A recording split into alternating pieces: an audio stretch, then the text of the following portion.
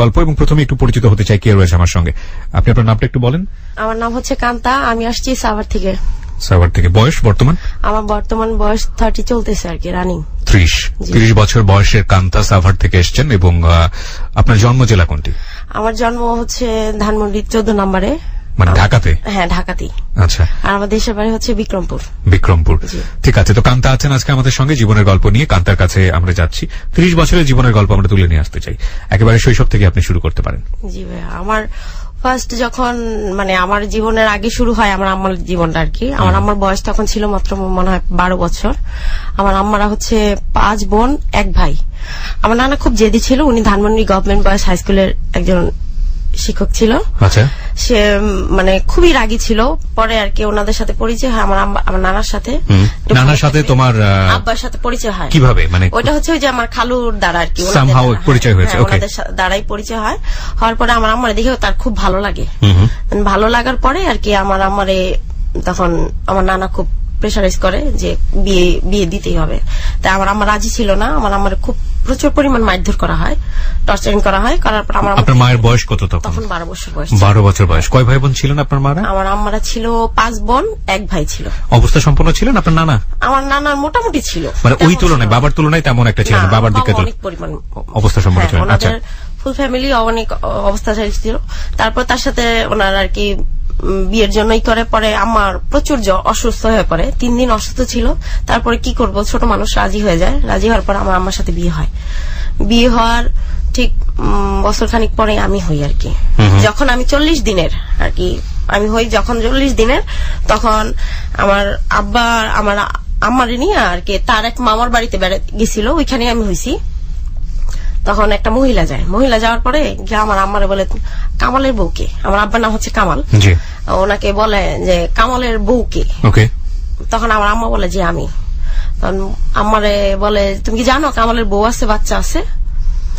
তখন আমার আম্মা শুনা তো সে একেবারেই অবাক হয়ে যায় যে তার বিয়ে হয়েছে, বাচ্চা আছে। কেউ বলে না, মানে আমার গোষ্ঠীর এরকম কোন লোক ছিল না যে কেউ একটু বলে নাই যে তার বউ আছে, বাচ্চা আছে। কেউ জানতো না, কিন্তু আমার আম্মারে সবাই আর কি ফ্যামিলি থেকে নিছিল পছন্দ করে। তারপরে আমার আম্মা শুনা তো আমার মাথা খারাপ হয়ে গেছে, কি ব্যাপার হঠাৎ করে এটা কি শুনলাম। যে পরে উনি বলে যে আমি কামালের বউ। উনি একটু দেখতে তেমন সুন্দর ছিল না। মানে যেই মহিলা খবর নিয়ে আসে সেই মহিলাই? হ্যাঁ, উনি আমার আব্বার ওয়াইফ ছিল, বড় বউ ছিল। তার তখন 2টা বাচ্চা ছিল, একটা নাম হচ্ছে সবুজ, একটা নাম ফিরোজ। তাই উনি করে কি নিয়ে আর কি ওনার নিয়ে চলে যায়। উনি বলার পর আমার আম্মা আছে না, ওনার তো মাথা খারাপ হয়ে গেছে। উনি করে কি আমার নানার যে বাড়ির ঠিকানা, ওই ঠিকানা দেওয়া হয় ধানমন্ডি 14 নম্বর, ওইখানে যায়। উনি ওনার কাছে বলে যে আপনি একটু যান, আমি তো বেরোতে পারতেছি না, আমার বাসার ভিতরে আটকায় রাখা হয়। মানে আমার আম্মার বেরোতে দিত না। যদি বাই চান্স আমার আম্মা খবর মানে ওই যে মহিলা এসে বললো তাকেই বললো যে আপনি যান। আচ্ছা। আমার আম্মা যে আসবে তাহলে বের হইতে দিত না, কারণ বের হইলে যদি খবরটা পেয়ে যায় কিংবা সবার সাথে মিশলে তো সব খবর পেয়ে যাবে, এর জন্য দিত না। আর তাছাড়া আমার আব্বা আছে না, ওই করতে নিজের একটা বাড়িতে আমার আম্মা রাখতো না কখনো। দেখা যেত এই আত্মীয় স্বজনের বাড়িতে 1 মাস, ওই আত্মীয় স্বজনের বাড়িতে 2 মাস, এরকম করে করে রাখতো। ওর ভেতরে আমরা হই ওই সবাই খুব মানে একজনের বাসায় তো এতদিন গেস্ট থাকা যায় না। দেখা যেত আম্মার সাথে খুব খারাপ ব্যবহার করতো। আম্মা মাথা নিচু করে করে কাজটা সব করতো, রান্না টান্না করা। তার ভিতরে আমি আবার ছোট। জি, তো যেটা বলছিলেন যে ভদ্রমহিলা এসে বললো যে আমি কামালের বউ, তাকে আপনার নানা বাড়িতে যেতে বলছে। হ্যাঁ, উনি আবার আমার আম্মাকে বলে দিল, ঠিকানা দিয়ে দিলাম মা। আমার ঠিকানা দেওয়ার পরে সে চলে গেল আর কি আমার নানা বাড়ি চলে আসলো। তারপরের দিনই মনে হয় আমার নানা বাড়ি চলে আসছে। আসার পরে মহিলা তার বাচ্চা নিয়ে গেছিল, তার 2 ছেলেকে নিয়ে গেছিল, আর কারকে যেন নিয়ে গেছিল। বাসায় যাওয়ার পর আমার নানার কাছে বললো যে এরকম এরকম আমার আম্মার নাম হচ্ছে সালমা। হ্যাঁ, তা সালমা আমাকে পাঠাইছে, আমি তো কামালের বড় বউ। তখন আমার নানার মাথা খারাপ হয়েছে, কামাল এটা কি করলো। আমি বাটপার, আমার উপরে আরেক বাটপার এসে পড়ছে। তখন খুব রাগারাগি হয়। পরে উনি বললো যে কি করবেন এখন। তারপরে আমার নানা খোঁজা শুরু করলো আমার আম্মারে, যে ওরে খুঁজে নিয়ে আসবো। খুঁজতে খুঁজতে খুঁজতে খুঁজতে পায় না। মানে একদিন যখন আমার আব্বা এসে শুনছে যে মহিলার নাম আবার ফতি ছিল, ফাতেমা ছিল, যখন শুনছে যে ফাতেমা এসে বাসায় আসছে, তখনই আমার আম্মা নিয়ে আরেক জায়গায় চলে গেছে। মানে তারা রাখবে না। আমার আম্মা শুই না খুব একটু মানে রাগ ছিল, মানে জেদ ভেতরে। আমার আম্মা যতটুকু আমি শুনছি যে আম্মা নাকি জুতা দিয়ে লাস্টে আমার আব্বারে 2টা গালি বাড়ি দিছিল রাগে, অনেক রাগে। তখন আমার আম্মারে নিয়ে অনেক বুঝাই শোনা নিয়ে চলে যায়। তো এখন আমি একটা বাচ্চা, ছোট বাচ্চা, ওইটা রেখেও তো আসতে পারে না। তাই আমার আম্মা চলে যায়। চলে যাওয়ার পরে দেন ওই আমার নানা খুঁজতে খুঁজতে না তার খুঁজে বাইর করে ফেলে, হঠাৎ করে খুঁজে বাইর করে ফেলে যে দেখে তার এক মামার বাড়ি, অনেক বিশাল বড় বাড়ি, মেন গেট ছিল, তার ভেতরে আবার আরেকটা গেট ছিল, মেন গেট তালা মারা থাকতো সবসময়। সেই গেটের ওইখানে আমার আম্মা ছাদে গেছে কাপড় রোদ দিতে, তখন দেখে আমার নানার দেখছে, নানা আমার বড় খালা গেছে। যাওয়ার পরে দেন তারে নিয়ে আসার জন্যই করে পরে তখন কি আপনি হয়ে গেছেন? তখন আমি হয়ে গেছি অলরেডি। আচ্ছা। তারপরে আসার পরে বাসায় নিয়ে আসে, আসার পর অনেক বুঝানো সুঝানো হয় যে তুই যাইস না, যাওয়ার দরকার নেই। তখন আবার যে আমার যে আমি ছোট মানুষ, আমি আবার বুকের দুধ খাইতাম না, তার জন্য আম্মা আবার তোলা খাওয়াইতে হতো। 2 দিন কিনে দিলে 3 দিনের মাথায় সবার একটু খারাপ লাগতো। আচ্ছা। তখন আম্মা আমার সহ্য না করতে পারে, দেন আমার সে চলে গেছে আমার আব্বার কাছে। ওরকম করতে করতে 3টা বছর পার হয়ে যায়। 3 বছরের মাথায় আমার আরেকটা ভাই হয়, আমার যে ছোট তার নাম হচ্ছে তুষার। ও হওয়ার পরে আর কি ও হয়েছে। তারপর আম্মা চেষ্টা করছে যে না আমি সংসার করি। এরকম করতে করতে 6টা বছর পার হয়ে যায়। আম্মা অনেক কষ্ট করে, খাওয়ার যেরকম খাওয়ার কষ্ট, পড়ার কষ্ট, সবকিছু আম্মা মাঝে মাঝে বলে যে না খেয়ে এরকম দিন পার করছি আমি। অনেক কষ্ট করে যখন দেখে যে না নিজের কষ্ট সহ্য হয়, বাচ্চা 2টার কষ্ট সহ্য হয় না, তখন একদিন আম্মা এরকম করে একদিন হঠাৎ করে না আমার আব্বা নিয়ে যায় আমার বড় ফুপু, যে সে আবার আপনার জামালপুরে থাকে, বড় ফুপুর কাছে নিয়ে যায়। বড় ফুপুর কাছে নিয়ে যাওয়ার পরে বড় ফুপু বলে যে এখানে থাক, এটা করুক। আমার আব্বা ওই যে বললো যে তুমি থাকো আমি আসতেছি, এই বলে আমার আব্বা নাই এরকম করে 5 মাস মানে বিভিন্ন জায়গাতে রেখে দিয়ে করতো এই 5 মাস। আচ্ছা, এই যে বড় যে মা, আপনার তো বড় মাই হবে সম্পর্কে, সৎ মা, তো উনি কি করলেন এরপরে? উনি অ্যাকচুয়ালি কি করবে, ও পারতো না, কারণ উনি ওনার বাপের বাড়িতে লাস্টে থাকতে হতো। আমার ফ্যামিলি কেউ মানিয়ে নিছিল না তারে। আচ্ছা আচ্ছা। আমার যে গোষ্ঠী ছিল তারা কেউ মানিয়ে নিত না, তারা কেউ পছন্দ করতো না, দেখতে প্লাস কালো ছিল আর তেমন একটু সুন্দর ছিল না আর কি, তার একদমই পছন্দ করতো না। তারপর আব্বা 2 দিকটাই যাইতো আসতো করতো, কিন্তু এই যে আমার যে ফালায় রাখতো। আর আমার আব্বার খুব আদরের মেয়ে ছিলাম আমি, আমার আব্বার ফার্স্ট মেয়ে ছিলাম আমি। তো আব্বা রেখে গেল ঈদের একটা দিন, ঈদের আগের দিন, চাঁদ রাতের দিন আমার আব্বা আসছে, এসে দেখে আমার আম্মা ফুপু কাপড় টাপড় কিনে দিছে, কিন্তু ঈদের দিন আমার তো একটা থাকে যে আমার বাচ্চা 2টার কিছু কাপড় টাপড় নিয়ে আসবে। দেখে যে আমার আব্বা একেবারে শূন্য হাতে আসে। মানে আপনারা তখন 1 ভাই 1 বোন? হ্যাঁ, 1 ভাই 1 বোন। তখন তুষারের বয়স মনে হয় 4-5 মাস, 5 মাস না কয় মাস যেন হবে এরকম। আমি একটু বড় হয়েছি, একটু আমার একটু মনে আছে যে আম্মা আমার চাঁদ রাতের দিন আমার হাতে মেহেদি দিয়ে দিছিল, এতটুকু জাস্ট আমার একটু মনে আছে। জীবনের প্রথম স্মৃতি বলা যায়, মনে হয় জীবনের প্রথম স্মৃতি। পরে আমি আমার আম্মার সাথে পরে ওইখানে থাকার পরে আমার আব্বা আমার নিয়ে আসে, আমাদের সবাই নিয়ে আসে ঈদের পরে 2 দিন পরে। মানে এরকম ছিল সে কারোর সাথে ভালো সম্পর্ক রিলেশনটা সে রাখতে পারে নাই তার জেদের কারণে। ওরকম দৌড়াদৌড়ি করতে করতে 6 বছর পার হয়ে যায়, তার ব্যবসা ট্যাবসা সব শেষ হয়ে যায়। মানে এই গার্মেন্টসের ব্যবসা সমস্ত কিছু শেষ হয়ে যায়। সে এই দিক যায় ওই দিক যায়, শুধু দৌড়াদৌড়ি করে, মানে দৌড়াদৌড়ি করে এর নিয়ে পলায়, শুধু এদিক পলায় ওই দিক পলায় করতে করতে তার সব শেষ। তখন আমার আম্মারে নিয়ে উনি করে কি বাসায়, মানে আমার নানা বাড়ি নিয়ে যাইতে থাকে রিক্সায়। শুধু আম্মারে বলে কি আমার না কিরকম জানি ভয় লাগতেছে, যে এই দেখাই মনে আমার শেষ দেখা, মানে শিয়ালের কাছে মুরগি বড়া দেওয়া আর কি, এরকম একটা ব্যাপার যে আমার এরকম লাগতেছে। তখন আম্মা করে কি কিছু বলে না। আম্মা বাসায় আসে, আম্মা খুব ত্যক্ত হয়ে যায়, তার ব্লাউজ ছিঁড়তে ছিঁড়তে হাতের মানে হাতা কাটা, ম্যাগি হাতার হয়ে যায়, হাতা কাটা হয়ে যেত সিলাই সিলাই পড়তে পড়তে, মানে সে অনেক কষ্ট হয়েছে, অতিষ্ঠ হয়ে গেছিল। তারপরে সে চলে আসে, আসার পরে বাসায় দিয়ে যায়। তখন দিয়ে যাওয়ার পরে আব্বা দিয়ে আমি আসতেছি, 2 দিন পরে আসতেছি, মানে ওনার এটা একটা ডায়লগই ছিল, 2 দিন আসতেছি, এটা বলে আর তার কোনো খবর ছিল না। তার কিছুক্ষণ পরেই না আম্মা সকালে গেছে, দুপুরবেলা টিএনটিতে ফোন দেওয়া হয়, আমার খালু আবার বিকেএসপিতে চাকরি করে। আপনার কোথায় রেখে গেল আপনাদেরকে? আমার নানা বাড়িতে। নানা বাড়িতে, ওকে। নানা বাড়ি কোথায় ছিল? নানা বাড়ি ছিল ধানমন্ডিতে, ধানমন্ডিতে বড় খালা থাকতো বিকেএসপি কোয়ার্টারে থাকতো আর কি। তখন ওনার কাছে ফোন করা হলো যে ছায়া চলে আসছে আর কি, বাসায় সবাই ছায়া বলতো আমার আমারে, যে ছায়া চলে আসছে, যে ছায়া চলে আসছে। শুই না আমার বড় খালার 1 মিনিটও লেট করে নাই, সে সোজা চলে আসছে। আসার পরে আমার আম্মারে বললো কি তোর কি এখনো কি ইচ্ছা আছে কামালের সাথে সংসার করা? তা আমার আম্মা বললো কি যে কি করবো, 2টা বাচ্চা হয়ে গেছে, না তুই যদি জীবনে বাঁচতে চাস তাহলে তুই আমার সাথে চল, আমি এখন রেখে দেবো। তোর কি ওর লিগে মায়া লাগে? দেখলে মায়া লাগে, না দেখলে মায়া লাগে না, মানে মা অতীতা হয়ে গেছে। তখন আমার নিয়ে চলে গেল বাসায়। বাসায় যাওয়ার পরে আমার নিয়ে সোজা বিকেএসপি চলে গেল। বিকেএসপি গেটে আবার বলে গেল দারোয়ানের কাছে যে কামাল নামের কেউ যদি আসে যে আমার বাসায় যাবে তাকে ঢুকতে দিবা না, বলে দিল। আমাদের 2 ভাই বোনকে নিয়ে আমার খালা মাইক্রোতে করে নিয়ে চলে গেল বাসায়, ওই বিকেএসপি কোয়ার্টারে আমরা চলে গেলাম। আমার আব্বা আবার কি মনে করে যেন সেদিনকে রাত্রেই চলে আসছে, বাসা আসছে রাত্র, তখন মনে হয় 10:30 বাজে। আসার পর নানুর কাছে জিজ্ঞেস করছে যে ওরা কোথায়, কান্তা তুষার ওর আম্মু কোথায়? আমার নানি বলছে যে ওরা তো বিকেএসপি চলে গেছে, তোমার কাছে আমার মেয়ে দিব না। বলার পরে আর কি, এটা আপনার আব্বাকে বলছে? হ্যাঁ, আমার আব্বাকে বলছে। আমার আব্বার মাথা খারাপ হয়ে গেছে, সে তাড়াতাড়ি গেছে, আমাদের জন্য নাকি দুধ নিছিল, কাপড় টাপড় অনেক কিছু কেনাকাটা করে নিয়ে গেছিল। নিয়ে যাওয়ার পরে গেটে গেছে, যাইতে যাইতে রাত্র 12টা বেজে গেছে। অনেক দূর তো ঢাকা থেকে এসে যাওয়া, ওইখানে যাওয়ার পরে রাত 12টা বেজে গেছে। যাওয়ার পরে ওই গেটে গিয়ে বলছে যে আমি আকরাম ড্রাইভারের বাসায় যাব, ওনার বাসায় যাবো, আকরাম সাহেবের বাসায় যাবো। আপনার নাম কি? বলছে কামাল। তাহলে আপনাকে ঢুকতে দেওয়া যাবে না, আপনাকে এর ভিতরে ঢুকা নিষেধ। এখন যার গেস্ট উনি মানা করছে। আমার আব্বা অনেক কান্নাকাটি করে, মানে যখন শুনছি অনেক খুব খারাপ লাগে যে আব্বা অনেক কান্নাকাটি করছে, কিন্তু এটা ওনার কারণেই হয়েছে। অনেক কান্নাকাটি করার পরে সে ভোর 5টা পর্যন্ত ওইখানটায় বসে থাকে যে আমার বাচ্চা দুইটার জন্য এত কিছু আমি নিয়ে আসছি। তারপর তার ঢুকতে দেওয়া হয় না। অনেকবার দারোয়ান বাড়ির সামনে গিয়ে নক করে যে আপনার বাসায় লোকটা তো এখন তোর বসা, কিন্তু ঢুকতে দেওয়া হয় না। উনি একটু স্ট্রিক্ট ছিল, আমার খালাটা বেশি স্ট্রিক্ট ছিল, অনেক শক্ত। সে নিয়ে যাওয়ার পরে তাকে নিয়ে বাসায়, মানে আমার আব্বা ব্যাক করে আসার পরে তার কিছুদিন পরেই, মাসখানিক পরে আমার আম্মার সাথে আমার আব্বা ডিভোর্সের কাগজটা আমার আব্বার কাছে চলে যায়। মানে কি আপনার মা ডিভোর্স দিয়ে দেয়? হ্যাঁ, ডিভোর্স দিয়ে দেয়। ডিভোর্স দেওয়ার পরে তখন আর কি ওরকম পর্যায়ে যাইতে যাইতে, মানে আমার ভাইয়ের বয়স তখন 10 মাস। তারপর ডিভোর্স হওয়ার 3 মাস পরে আমার আর কি আরেক জায়গায় বিয়ে হয়, মানে আমার বড় খালার দেবরের সাথে আমার বিয়ে হয়। আপন দেবর কি, মানে আমার দাদা আবার 2টা বিয়ে করছিল। বুঝতে পেরেছি। যাই হোক, দেবর হয় সম্পর্কে। দেবর কি অবিবাহিত ছিল? হ্যাঁ, উনি আনম্যারিড ছিল।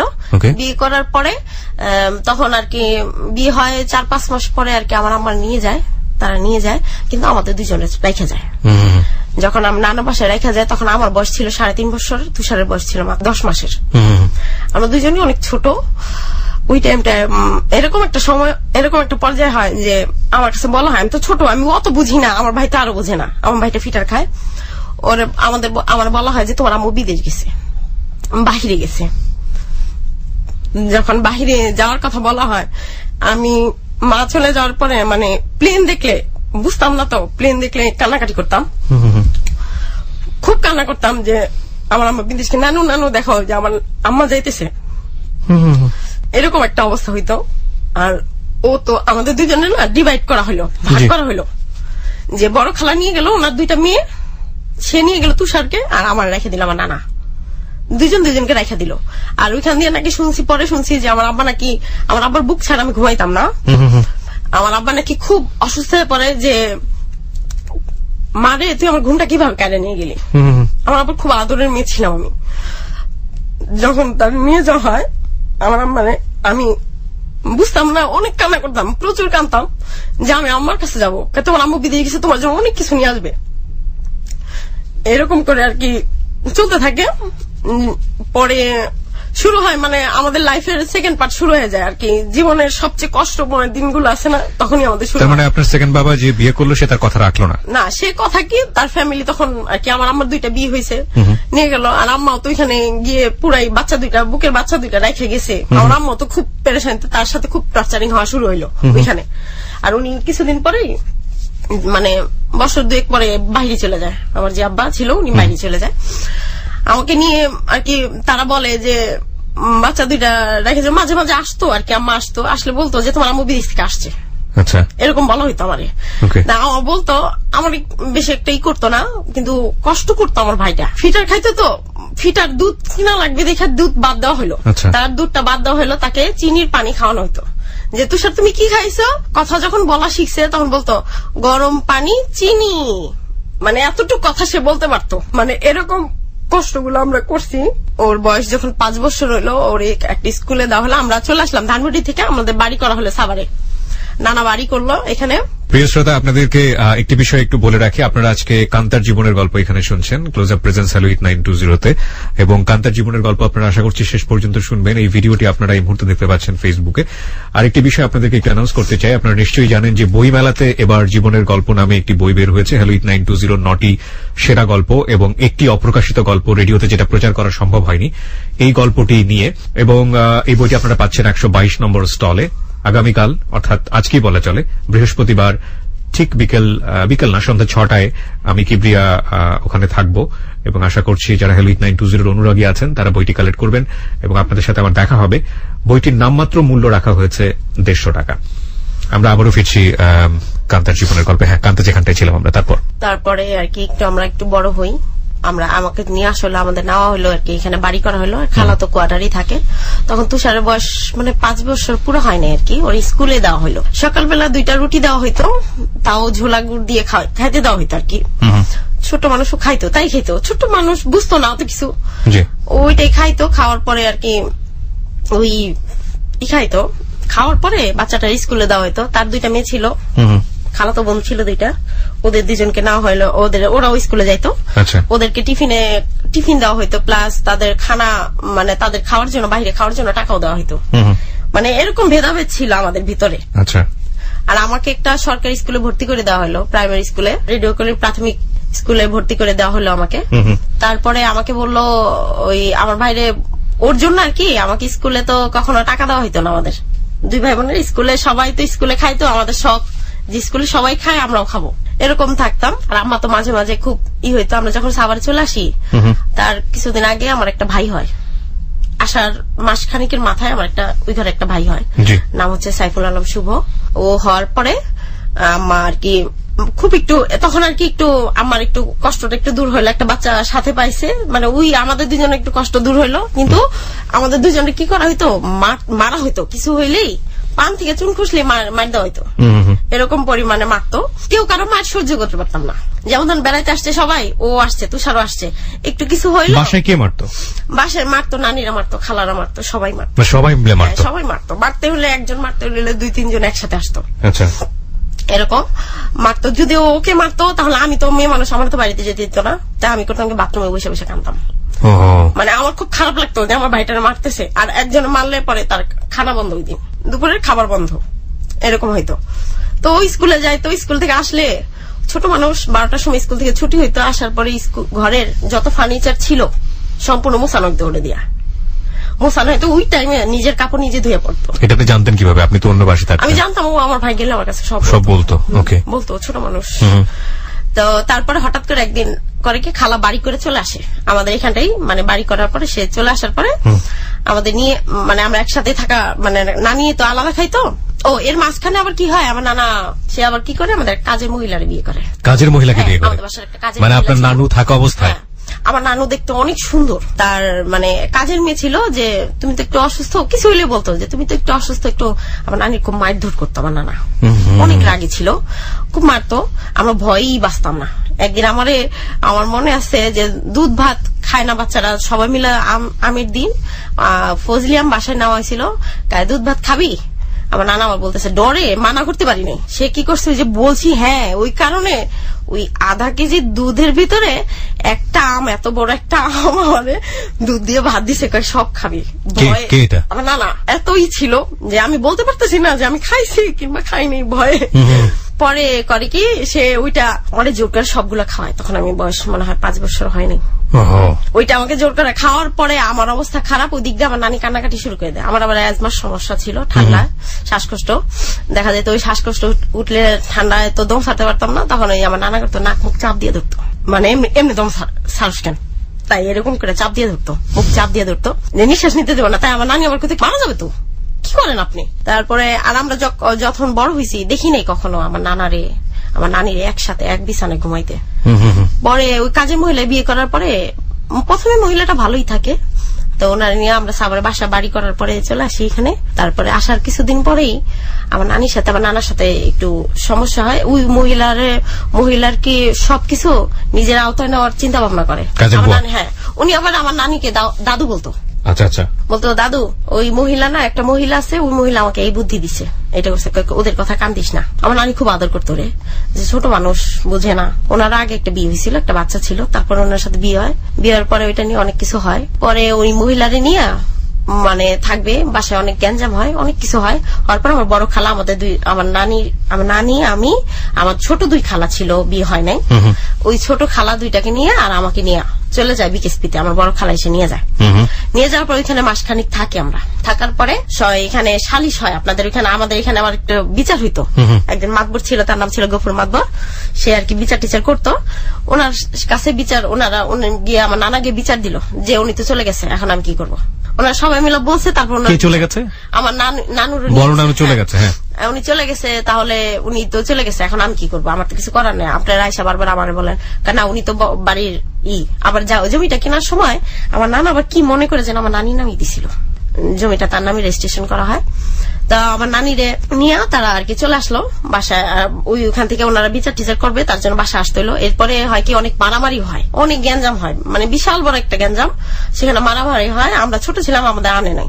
আর খালার একটু বড় হয়ে আসছে, মেয়ে এরকম বয়স হইতেছে, এইসব মেয়েদের আনাও ঠিক না, এর জন্য আনতো না। তখন দেখা যেত কি বাসার ভেতরে ওই ওনারা এখানে গ্যাঞ্জাম হইতো, বাসায় গেলে সবাই যখন কথা বলা বলি করতো তখন বুঝতাম যে কিছু একটা হয়েছে। তো ওনারা সবাই বলার পরে বিচারে রায় হইলো যে নিয়ে আসতে হবে, আমার নানিকে নিয়ে আসতে হবে। ওইখান দিয়ে করে কি আমার নানির আসার আগে ঘরে বড় বড় পাতিল ছিল, ঘরের কাচের জিনিস ছিল, সব বিক্রি করা শুরু হয়ে যায়। মহিলা সব বিক্রি করে দেয়। বিক্রি করার মানে হইলো কি সব বিক্রি করে দিয়ে সব শেষ করে দিয়ে আর কি উনি চলে যাবে, জায়গা তো আর পাইতেছে না। ওকে, মানে উনি যা যা পাবে বিক্রি করে নিয়ে চলে যাবে, যতটুকু পারবে সে বিক্রি করে নিয়ে চলে যাবে। জমি মানে ওই জিনিসপত্র সব বিক্রি করে চলে গেল। তারপর আমরা মানে আমার খালা আসলো, খালা এসে দেখলো যে বাসায় কিছু নাই, সবকিছু দিয়ে উনি আবার করলো কি ওনার কাছে 200 কয় টাকা যেন ছিল, ওই টাকা দিয়ে সে আমাদের কিছু কিছু আংশিক বাজার করে দিয়ে চলে গেল। সে চলে যাওয়ার পরে মানে এরকম করে ওই পরবর্তী দেখা গেল বড় খালা চলে আসছে বাড়ি করে, যে আম্মা একা থাকে আমি চলে আসবো। সে চলে আসলো, আসার পরে সিদ্ধান্ত হইলো যে নানির অর্ধেক জমি বিক্রি করে দেবে। জমি বিক্রি করে মানে জমি বিক্রি করার চিন্তা ভাবনা করা হলো যে উনি যতদিন জীবিত আছে সে তারটা বিক্রি করে চলতে থাক। তারপরে জমিটা বিক্রি করার কথা শুনে আমার আব্বা বিদেশ থেকে আসে। উনি আসার পরে দেখা যায় উনি আসার পরে মানে আর কি আমাদের সামনে যেতে দেয় না। তার আগে কয়েকদিন আগে আমার পাঠিয়ে দেওয়া হলো, আমার দাদা বাড়ি আমার আব্বার কাছে পাঠিয়ে দিল। 19 দিন ছিলাম। 19 দিন আমি প্রচুর পরিমাণ অসুস্থ হয়ে পড়ি, প্লাস খাওয়া দাওয়া একবারে বন্ধ হয়ে যায় আমার। তারপরে আমার নানি আবার গিয়ে নিয়ে আসে। আমার আম্মা আসে, বাসায় আসলে দেখে ভালো লাগে না তার, আমাদের দুজনের জন্য খারাপ লাগে। তো দেখা গেল আমার আম্মারে নিয়ে ওই আম্মারে বলে যে ঠিক আছে তাহলে আমি গিয়ে কান্তা তুষারে নিয়ে আসি। তো আমাদের দুজনে নিয়ে আসলো বাসায়। আসার পরে দেখলাম ওই আমার আব্বা দেখলো, দেখে আর কি উনি আমার ওনার সাথে কথাটা তো হইলো। হওয়ার কিছুদিন পরে আর কি জমি রেজিস্ট্রি করলো, আর কি ওই জমিটা রেজিস্ট্রি করলো, ওনার নামই রেজিস্ট্রি করা হইলো। আর আমরা তখন চলে আসলো কি আমাদের এলাকায় একটা রুমে ভাড়া চলে আসলো আর কি। আমার ফুপুর একটা বাড়ি আছে, ওই ফুপুর একটা বাড়ি আছে, ওই বাড়িতে চলে আসলো। আসার পরে আর কি তখন তো আমার চোখের সামনে যে যা করতো তাই তো দেখতে পারতো। তারপর আম্মা করলো কি যে তাড়াতাড়ি করে বাড়ি করার চিন্তা ভাবনা করলো যে বাড়িটা করে ফেলি। ততদিনে কি আপনার দ্বিতীয় বাবার ঘরে কোনো সন্তান আপনার মায়ের? হ্যাঁ, একটা ছেলে আছে তখন একটা ছেলে। হ্যাঁ, আর হঠাৎ করে লেখাপড়া বন্ধ করে দেওয়া হলো, কারণ কারো কাছে তো এরকম পরিমাণ টাকা নাই যে আমাদের 2 ভাই বোনের পড়াবে। মানে লেখাপড়া বন্ধ করে দেওয়া হলো মানে? হ্যাঁ, কারণ হঠাৎ করেই মানে আমি 7 উঠলাম আর আমার ভাইটা 5 পর্যন্ত পড়লো, আমাদের দুজনের একসাথে বন্ধ করে দেওয়া হলো। তখন আপনার নানু বাড়িতে? হ্যাঁ, নানু বাড়িতে, দুজনই নানু বাড়িতে, নানুর কাছে থাকি। এটা কি আপনার মা জানতো? হ্যাঁ, আম্মা জানতো এবং বাড়ি করার চেষ্টা করতেছে তখন বাড়ি করার চেষ্টা কি মানে তখন বাড়ি করব যে কাছে থাকলে তো মেয়ে দুইটা বাচ্চা দুইটা দেখতে পারবো। কেউ মারধর করলে দেখা যেত, মারতো, প্রচুর পরিমাণ মারতো, মারলে পায়ের এগুলো সব ফাইটে যেত, ফাইটে রক্ত বেড়ে যেত। যে রুল ছিল আমাদের 2 ভাই বোনের পিটানোর জন্য বড় একটা রুল বানানো হইতো, রুল বানানো ছিল, তেল দেওয়া ছিল, রাখতো, বড় খালা মারতো। মারলে বড় খালাও মারতে, সাথে দেখা যাচ্ছে খালারাও মারতেছে, খালা তো বোনেরাও মারতেছে, তেমন দেখা যাচ্ছে ওই যে নানুও মারতেছে। একটা অসুস্থ সম্পর্ক সন্তানের জন্য কতটা ভয়াবহ হতে পারে সেটার মোটামুটি একটা চিত্র আজকে আমরা অনুষ্ঠানের প্রথমার্ধে দেখে ফেলেছি। এবং একই সাথে বলতে হচ্ছে যে কান্তা জীবনের গল্প বলতে এসছে এখানে, কান্তার জীবনের গল্প কোথায় গিয়ে দাঁড়ায় সেটাই এখন দেখার বিষয়। লাইক দিতে ভুল করবেন না। যেখানে ছিলাম আমরা কান্তা, তারপর আমরা পরে আর কি একটু একটু বড় হওয়া শুরু হইলো। দেখা গেল যে কারোর সাথে মেশা যেত না, মিশতে যেত না, মানে কারোর সাথে কথা বললে তারা সবাই যদি কথাটা তো বলতো তার মাঝখানে আমাদের দুজনে সরাই দেওয়া হইতো। এরকম করে থাকতে থাকতে একদিন হঠাৎ করে আম্মা আর কি বড় হয়ে আসি, তখন মনে হয় বয়স আমার 13 কি 14 বয়স। তারপরে আমি আর কি হঠাৎ করে রাগ টাক করে একটা চাকরি নেওয়ার চিন্তা ভাবনা করি, যে বাসায় বসে আছে কেউ সবাই বলে খাওয়াইতে পারবে না, তাই রাগ করে বাসায় থেকে রাগ করে যায় ইপিজেড একটা গার্মেন্টস এর জব নেই, যেমন আপনার A1 নাম ছিল ওইটার। ওইখানে একটা কত বছর বয়সে? তখন আমার বয়স 14 বছর, ক্লাস 7 পর্যন্ত পড়াশোনা হয়নি। তখন চলে যাই। ওইখানে যাওয়ার পরে মানে বয়স একবারই কম ছিল, বায়ারটার আসলে ছুটি দিয়ে দিত, যে বাচ্চা ছোট মানুষ তো বসে বসে রাইটারম্যান ছিলাম আমি, বসে বসে লিখতাম, এতটুকু কার্ডের ভিতরে নাম্বারগুলো লিখতে হইতো। তো ওই কাজটা করতে লাগলাম, এমন করতে করতে 1 বছর পার হয়ে গেল। হঠাৎ একদিন আমাদের বাসায় আমার আম্মা করলো কি, ওনাদের সাথে ঝগড়া হওয়ার পরে মানে আমার নানির সাথে একটু কথা কাটাকাটি হওয়ার পরে আমার বড় খালা চাল করে আমাদের দুজনে পাঠিয়ে দিল।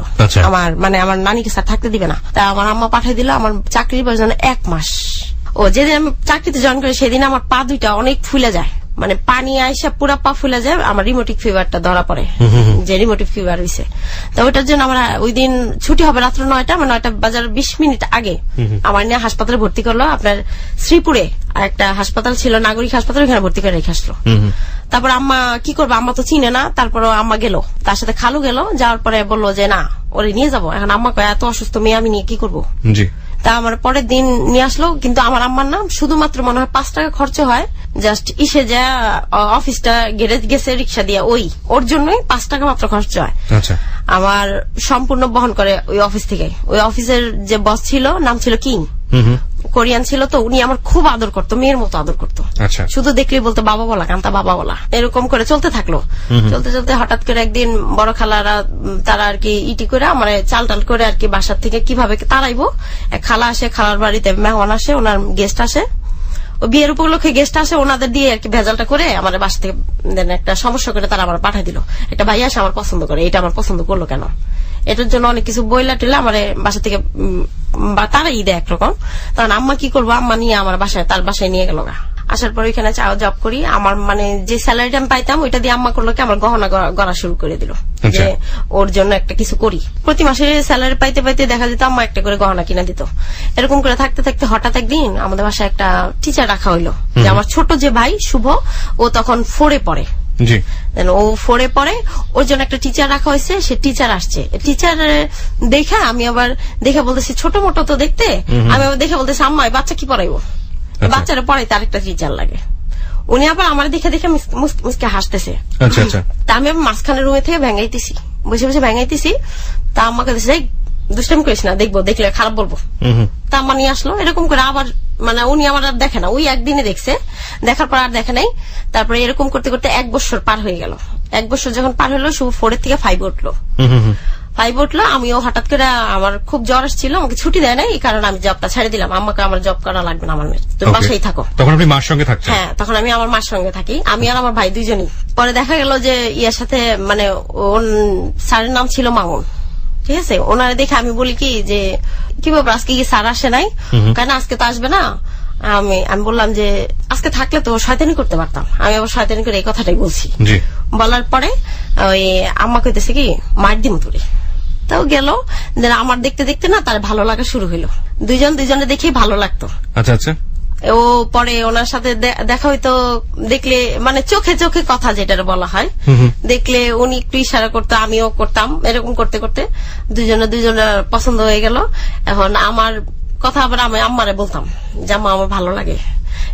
করছি কি একদিন হঠাৎ করে রাত্রে বৃষ্টি পড়তেছে, গুড়ি গুড়ি বৃষ্টি, বাসায় অনেক গেস্ট আসছে, ফুপু আসছে, ফুপু ডেলিভারি হয়েছে, ফুপুরা সবাই আসছে।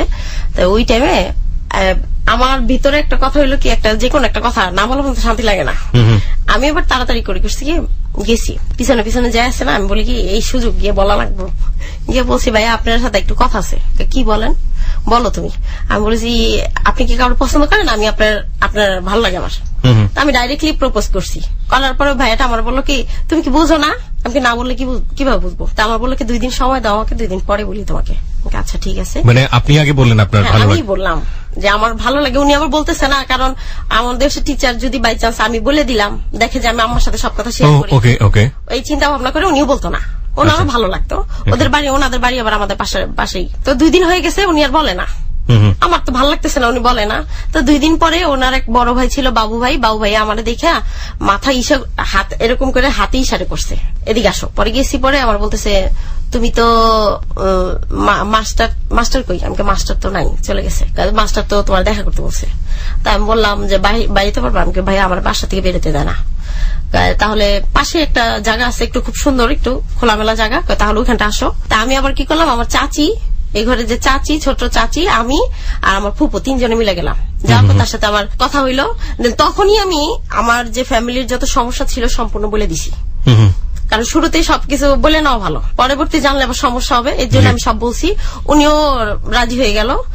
আমাদের সাথে 2 জনের সম্পর্ক যেদিন 3 দিন বয়স, সেদিন আমি আম্মার রাত্রে বলি কি আম্মা একটা কথা বলি। বলো। আমাকে না থাক বলবো না, পরে শুনে কিন্তু মারবো, বলো।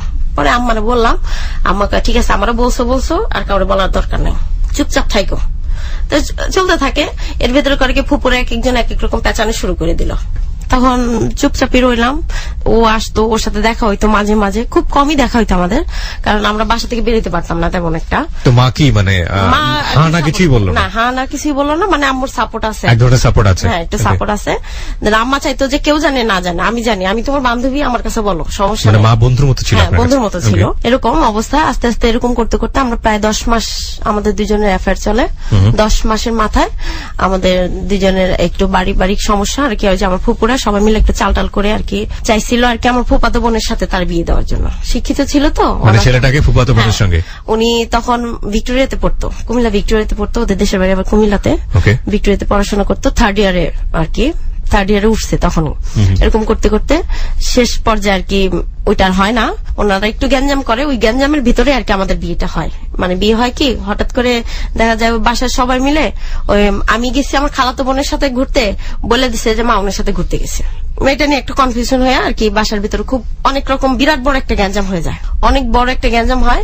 তারপরে ও করে কি মানে আম্মা বলে যে মামুনরে ডাক দে, খবর দে, এটা আর কি আমার ফুপু সিনাকাকে দ্বারা ডাক দিবই আর কি, মানে উনি চাইছিল আর কি বিরাট বড় করতে জিনিসটা, কিন্তু এটা হয় নাই। কা উনি আসছে পরে, আসার পরে আম্মা বললো, আমার আবার রাগ যে আমি বলতেছি যে আমি ওর সাথে যাইনি, আমি আরেকজনের সাথে গেছি, আমার খালাতো বোনের সাথে গেছি, তোমরা কেন উল্টাপাল্টা কথা হইতেছো? আমি জিদের কারণে করছি কি রাগ করে বাসা থেকে বেরিয়ে গেছি, বেরোয় গিয়ে 2 লিটারের কেরোসিন নিয়ে আসছি। কেরোসিন নিয়ে এসে আমার আবার একটু রাগ বেশি ছিল, একটু রাগ ছিল, মানে খুব ছিল ভিতরে একটা, মানে ছোটবেলা সবকিছু মিলে আমার ভিতরে একটা খুব কাজ করতো সবসময়। তো করলাম কি ঘরে যা ছিল জিনিসপত্র, আমার আবার শখ ছিল ঘর সাজানোর, খুব শখ ছিল। আমি আবার জব করতাম যখন, তখন যে ফুল দানি টানি দিয়ে ঘরটোর ফুল টুল দিয়ে সাজাইতাম, তো ওগুলো সব ভেঙে ফেলছি নিজের উপরেই, নিজের উপরে বাইরে ভেঙে টেঙা। আম্মা আবার মারছে, ওই রাগ করে আমার মারছে, অনেক মারছে, যে মানুষের কাছ থেকে শুনতে হইব কেন আমার, তুমি আমার বলো, তুমি আমার বলতো আমি তোমার মামুর সাথে ঘুরতে পাঠাই দিতাম, সমস্যা ছিল না তো। মানে মাও বিশ্বাস করে না? হ্যাঁ আম্মা আমাকে বিশ্বাস করে নাই। দেন ওইটা নিয়ে গ্যাঞ্জাম হয়, তখন ওই যে তুষারা ও 2 একটা কথা বললে ওর কথা গায়ে লাগতো না, কারণ ও তো আমার ছোট ভাই, ওর কথা আমার কখনো গায়ে লাগতো না। তা আমি করলাম কি রাগ করে গিয়ে 2 লিটারের কেরোসিন নিয়ে আসছি। কেরোসিন আইনা না চুলায়, বৃষ্টি তো পড়তেছে গুড়ি গুড়ি, জুন মাসের 22 তারিখ, গুড়ি গুড়ি 20 তারিখ, সরি 20 তারিখ, 21 তারিখ, হ্যাঁ ওই দিন বৃষ্টি পড়তেছে। আম্মা আবার চুলা গ্যাস জ্বালায়া কাপড় শুকাইতেছে, কাপড় একটাও শুকায় নাই। তো বড় পাকঘর, তো পাকঘরের ভেতরে চুলা যখন জ্বালাইছে, পুরা জ্বালানো না, আমি আবার এর ভেতরে গিয়ে কেরোসিন ঢালছি শরীরে, পুরা শরীরে কেরোসিন ঢালে দিছি। ঢালার পরে আমার আম্মার তো টেনশন, মেয়ে তো আমার অনেক জেদি, কখন কি করে ফেলবো বলতে পারে না, তখন করলে সাথে সাথে চুলা অফ করে দিছে। চুলা অফ করে দিয়ে আমার ভাই আবার করছে কি ম্যাচগুলা যা ছিল সব নিয়ে সরাই ফেলছে। আমি আবার জানি যে আমাদের ডাউলের ডিব্বার ভিতরে আমার ম্যাচ রাখে, আমার আবার এটা মনে আছে। তখন করছি কি পাকঘরের দরজা তো গ্রিলের দরজা, তো ওই আমার আবার মারছে। মারার পরে মানে আমার যে জিদ তো থামতেছি না, আর ওর ভিতরে মামুন আমাদের বাসায় অলরেডি, তখন ও তখন আমাদের বাসায় অলরেডি বসা। এখন ও কইতেছে, ও বুঝাইতেছে যে আন্টি আমি তো যাই নাই, আম্মার সাথে কথা বলছে। এর ভিতরে আমার বড় খালা আবার বলছে কি যে তুমি ওর সাথে কথা বলো কেন, ও তো ভালো না, ও তো খারাপ মেয়ে। আমার নিজের আপন খালা মামুনের কাছে বলতেছে যে ও খারাপ, ও তো ভালো মেয়ে না। যখন এই কথাটা বলছে না, আমার আরো বেশি কষ্ট লাগতেছে যে তোরা যদি বলিস তাহলে তো আরো মানুষ মনে করবো তো খারাপ, তোরা তো আমার খালা, তোরা যদি আমি খারাপ হয়ে থাকি তাহলে তুই ওটা লুকায় রাখবি, আর ওইটা তুই প্রুফ করে দিতেছিস, সবার সামনে পুট অফ করে দিতেছিস। তা আমার আবার জিদ করে বলতেছি কি ওই ও 2টার বাইর কর, না তো খুঁজে বকর মাসকে, মানে উল্টা বলা বলতেছি। আচ্ছা হ্যাঁ, তা আমার আম্মা আবার মারছে টাসতে, আমি আবার করছি দরজা পাকঘরের ভিতরে জিদ করে বসে রেছি, ওরা সব সরে গেছে, আমি দরজা লাগাই দিছি, ভেতরটা লাগাই দিছি। আমাদের আবার পাকঘরের মানে পাকঘরের এই সাইড দিয়ে আবার বাথরুমের উপর দিয়ে ফ্যান লাইট দিয়ে পাকঘরে ঢুকা যায়। করছি কি মামুন আর তুষার 2 জনই ঢুকছে, ঢুকে গিয়া দেখে কি আমি ম্যাচ খুঁজতেছি, ডাল চাল সব এক জায়গায় করে ফেলছি। ওই আমারে করছে কি বাইর করছে, আর আমার হুশ নাই আর কি, আমি এখনো মনে নাই যে আমি কি করছি, অত কিছু খেয়াল নাই, যে আমার ঝাঁকাইতে স্যার বলতেছে যে এই কান্তা কি হয়েছে তোমার, তুমি এরকম করতেছো কেন। তা আমার করছে কি রাগের চোর, আমার তো জানে সবাই রাগ, সবাই একটু পাগল টাইপের বলে, করছে কি হাত বাইন্দা রাখছে, সবাই মিলে বাইন্দা রাখছে, আমার রশি দিয়ে বাইন্দা রাখছে। তো এর ভেতরে করলে কি আমার আম্মাকে না, যেহেতু আমার মেয়েটার পছন্দ করে ও, তাহলে বিয়ে যদি করে তা আজকেই করবে। ততদিনে কি মামুনের ফ্যামিলি সম্পর্কে আপনারা জানতে পেরেছেন? হ্যাঁ টুকিটাকে জানতাম, তেমন বড় ছিল না অ্যাকচুয়ালি, ওদের জমি টমি সবই ছিল, কিন্তু তখনও পড়াশোনা তখন পড়াশোনা করতো প্লাস টিউশন করতো। আচ্ছা, তখন ওর মোটামুটি মাসে কুমিল্লা ভিক্টোরিয়াতে পড়তো। তো এখানে কি করতো? ঢাকাতে? ওদের বাড়ি ছিল এখানে ঢাকাতে, বাড়ি, হ্যাঁ বাড়িতে গিয়ে ভর্তি হয়েছিল, ওইখানে মাঝে সাঝে যে ক্লাস করতো আর কি। আমি ঠিক বুঝলাম না, মানে বাড়ি কোথায়, ঢাকাতে ছিল না কুমিল্লাতে? বাড়ি হচ্ছে আপনার সাভারি, নিজের বাড়ি আছে এখানে। আচ্ছা, মানে কুমিল্লাতে গিয়ে মাঝে মাঝে ক্লাস করতো। আচ্ছা, আর পাশাপাশি টিউশনি গুলো করতো। তখন ওই করলো কি, ওর সাথে ও রাজি হইলো, মানে অনেক কিছু করার পর রাজি হয়েছে। অনেক কিছু করার পর রাজি হয়েছে মানে আমি ঠিক বুঝলাম না। মানে সবাই বাসায় যখন ওই দেখতেছে আমার নিয়ে সবাই মিলে, অনেক মানে ফুপুরা ওরা সবাই মিলে তো উল্টাপাল্টা কাজ কাম করতেছে, যে যাতে চাইতেছে যে এরকম কিছু করে দিয়ে যায় যে মেয়েটার যেন বিয়ে না হয়, ঠিক আছে। আর মামুনের সাথে দ্বিতীয়বারই হইলে উনি ওনাদের ইচ্ছা ছিল যে আমার একটা ফুফাতো বোন ছিল আমার বান্ধবীর মতোই, নাম হলো হ্যাপি, ওর সাথে ওরে বিয়ে দিবে, বুঝছেন, এরকম তাদের চিন্তা ভাবনা ছিল। তাই আম্মা বললো কি যে বিয়ে যদি হয় তাহলে আজকেই হবে। তারপরে আমার গিয়ে আর কি মামুনের আব্বারে গিয়ে খবর দেওয়া হলো, উনি আসলো, আসার পরে বললো যে দেখেন এই অবস্থা, এখন আমার মেয়েটার নিয়ে তো আমি সমস্যায় পড়ে গেছি, এখন কি করবেন, আমরা কিছু জানি না, আপনাদের যা ইচ্ছা আপনারা তা করে দেন। তা আমার আম্মা বললো যে না, বিয়ে যদি হয় তো হইব, না হলে মানে হলে আজকে হবে, না হলে হবে না, না হলে হবে না। তখন মামুনের বলা হইলো, মামুন আবার আমার একটু বলতেছে যে এখন যদি বিয়ে করি এরকম একটা পর্যায়ে, আমার আর একটা বছর আছে, মানে একটা বছর আছে আমার, এখন আমি কি করব, এই একটা বছর তো আমার নষ্ট হয়ে যাবে। তা আমার বললো, পরে আবার আম্মা বললো যে এই মামুন যদি বাসা থেকে একবার বের হয়ে যায় দ্বিতীয়বার তুই কি পাবি তারে, মানে আম্মা আবার বললো। তখন আবার অনেক দিক চিন্তা করলাম যে না, আম্মা তো ঠিকই বলছে, তা আমার কথা না রাজি হয়ে গেলাম। তারপরে ঘরে কাজে আনা হইলো, দেন কাজে আনার পরে ওর পরিবারে কেউ ছিল না, না ওর পরিবারে কেউ ছিল না, আমার ফ্যামিলি সবাই ছিল। তারপর খালা আসলো, বড় খালা, এরা সবাই মিলে টিলে আমার ওই রাত্র মানে মামুনের কি উচিত ছিল না তার পরিবারের কাউকে রাখা? হ্যাঁ বলছিল, ওনাদের সবাই আসছে, ওনার মানে কি আমার শাশুড়িও আসে নাই, আমার একটা ননাস আছে, একটা দেবর আছে আর কি, তারা কেউ আসে নাই। তখন আসছে হইলো মানে মামুনের যে আব্বা উনি আসছে। তো উনি আসার পরে উনি বলে দিল যে ও বলেন গা ওরে করতে, ওনাদের এলাকার একজন ছিল বড় মুরব্বী, ওনারে পাঠাই দিল যে আপনি থাকেন গা। পরে কাজে আনলো, কাজে আনার পরে আমার আম্মাই টাকা টুকা খরচ টরচ করে আমার বিয়েটা দিল। রাত্র 1:05 আমার বিয়ে হয়েছে, 22 তারিখ রাত্র 1:05 রবিবার, কেরোসিন গায়ে ঢালা অবস্থা। হ্যাঁ এরকম অবস্থা, সবার গায়ে হলুদ হয় আর আমার হয়েছে কেরোসিন হলুদ, বুঝছেন, কেরোসিন হলুদ, হ্যাঁ বুঝতে পেরেছি। এরকম অবস্থা। বিয়েটা হওয়ার পরে রইলো, ও বাসায় আসলো, মানে ও খুব কান্নাকাটি করতেছে বসে বসে। এখন ওর কান্না দেখে আমার আর খারাপ লাগতেছে, কি হয়ে গেল এটা, মানে বুঝলাম না। সামান্য একটা ছেলের জায়গায় সাধারণত মেয়েরা কাঁদে, ও ছেলে কাঁদতেছে, তা ও কাঁদতেছে কারণ এরকম একটা পর্যায়ে বিয়ে হয়ে গেছে, এখন তোর কিছুই হইলো না, লাইফটা গুছানো হয় নাই। ও আবার এই চিন্তা ভাবনা করে কান্নাকাটি করতেছে।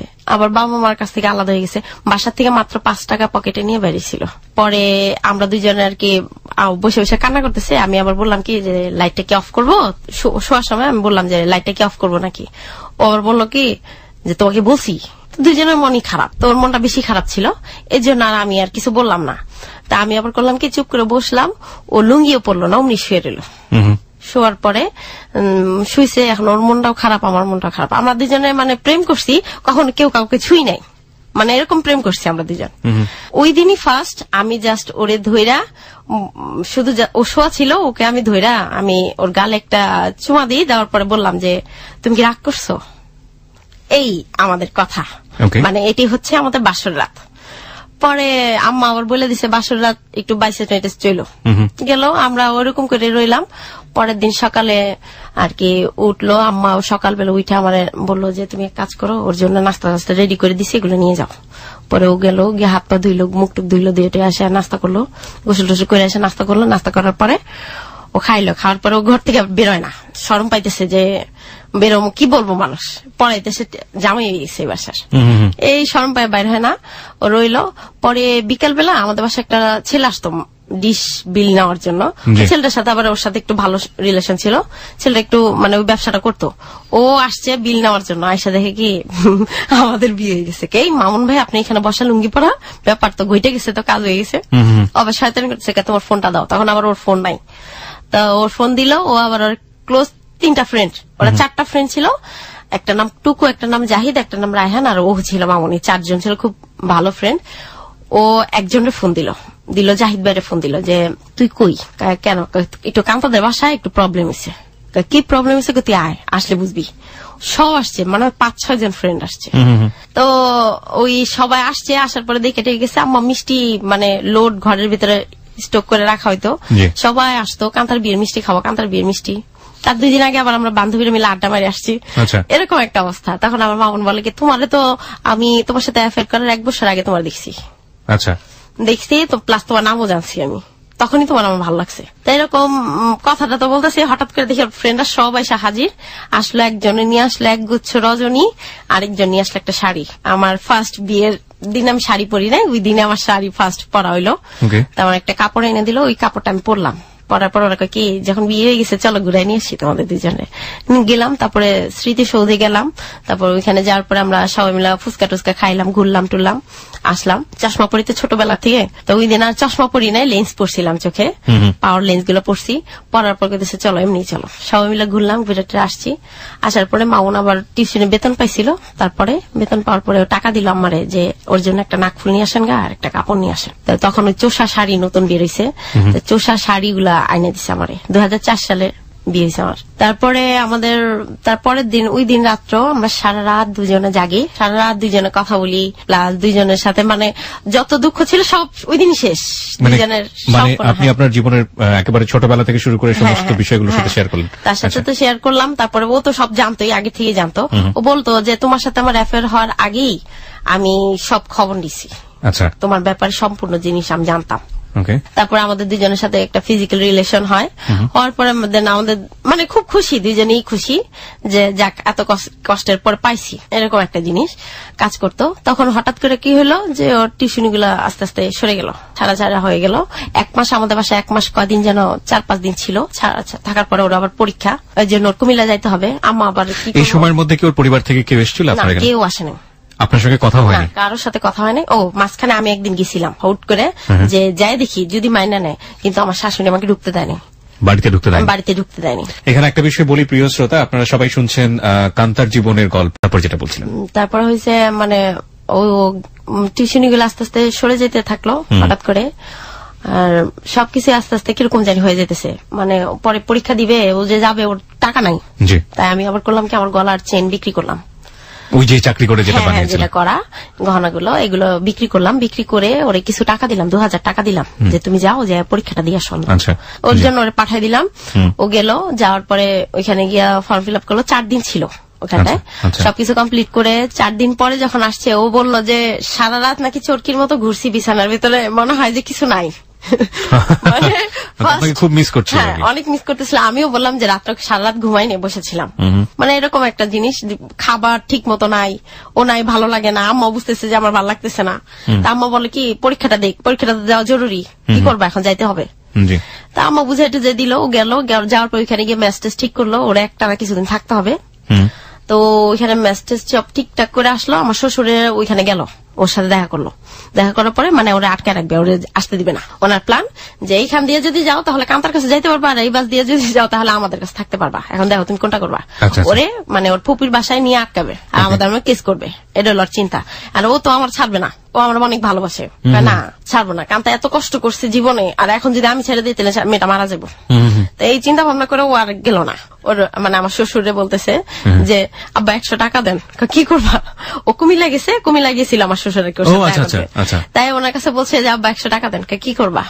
আমি চলে যাবো কান্তার কাছে। তারপরে ও বাসায় আসলো। আসার পরে রাত্রেবেলা হাত পা ধুইলো, আবার দুজনে সুন্দর রাত্রে একসাথে দুজনে ভাত টাত খাইলাম অনেক রাত পর্যন্ত। পরে আমার বললো যে আব্বা এগুলো বলছে আমারে। পরে আমি বললাম যে তোমার কি চিন্তা ভাবনা ছিল?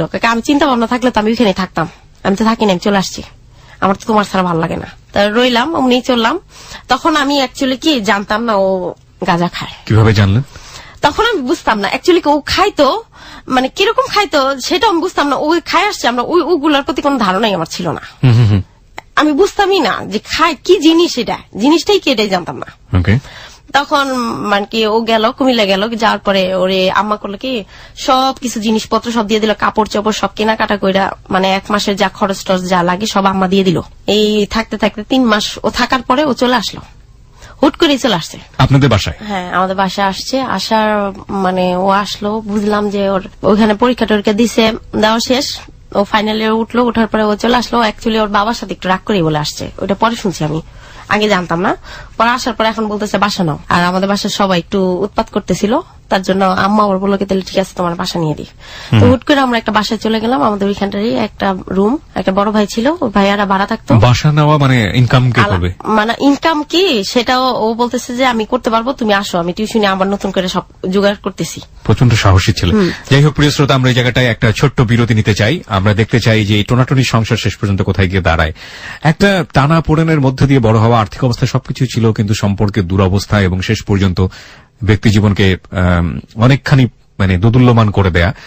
কিন্তু গল্পের একটা বড় শিক্ষণীয় বিষয় আছে, সেটা আমরা গল্পের শেষের দিকে গিয়ে জানবো। এই ফাঁকে একটা কথা সবাইকে বলি, সেটা হচ্ছে বেশ কটি ভিডিও আমরা আমাদের ফেসবুকে দিয়ে দিয়েছি আজকের অনুষ্ঠানে। যারা দেখতে চান কান্তাকে, চলে আসতে পারেন আমাদের ফেসবুকে।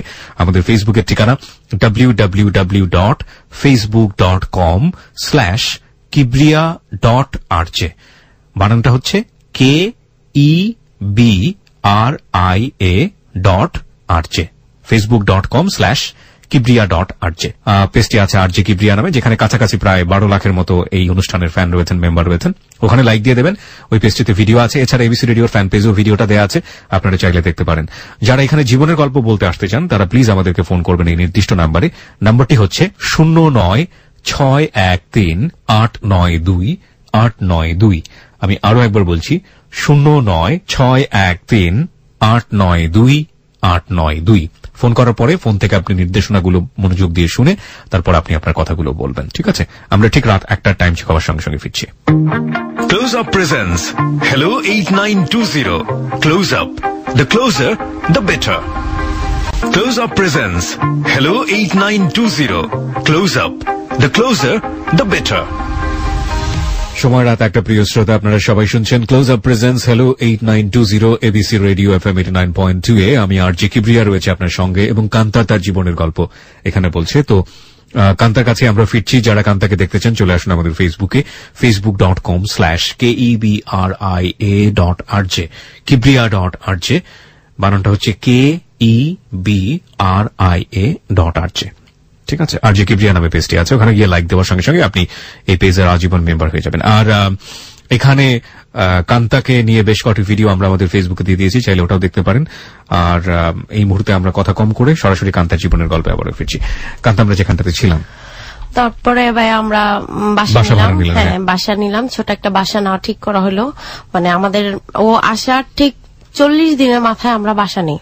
তখন ছিল আমাদের বিয়ের পরের ফার্স্ট রোজা, আপনার 27 তারিখ, অক্টোবরের 27 তারিখ আমরা আর কি রোজার দিন ইফতারের পরে আর কি আমরা দুজনে নিজেদের বাসায় উঠলাম। এখন সম্পূর্ণ আদার্স যা লাগে আমাদের, মানে মার কাছ থেকে হ্যাঁ আমার কাছ থেকে নিয়ে চলতেছে। আম্মা পালায় পালায় দিত, ঘর ভাড়া দিত, ইটি দিত, মাঝে সাঝে আব্বা দেখা দিত। আব্বা যখন শুনছে আমার বিয়ে হয়েছে, মাঝে সাঝে আব্বাও আসতো। মানে আব্বা মানে কি? আমার আব্বা, আপন আব্বা। হ্যাঁ, আমার আব্বা।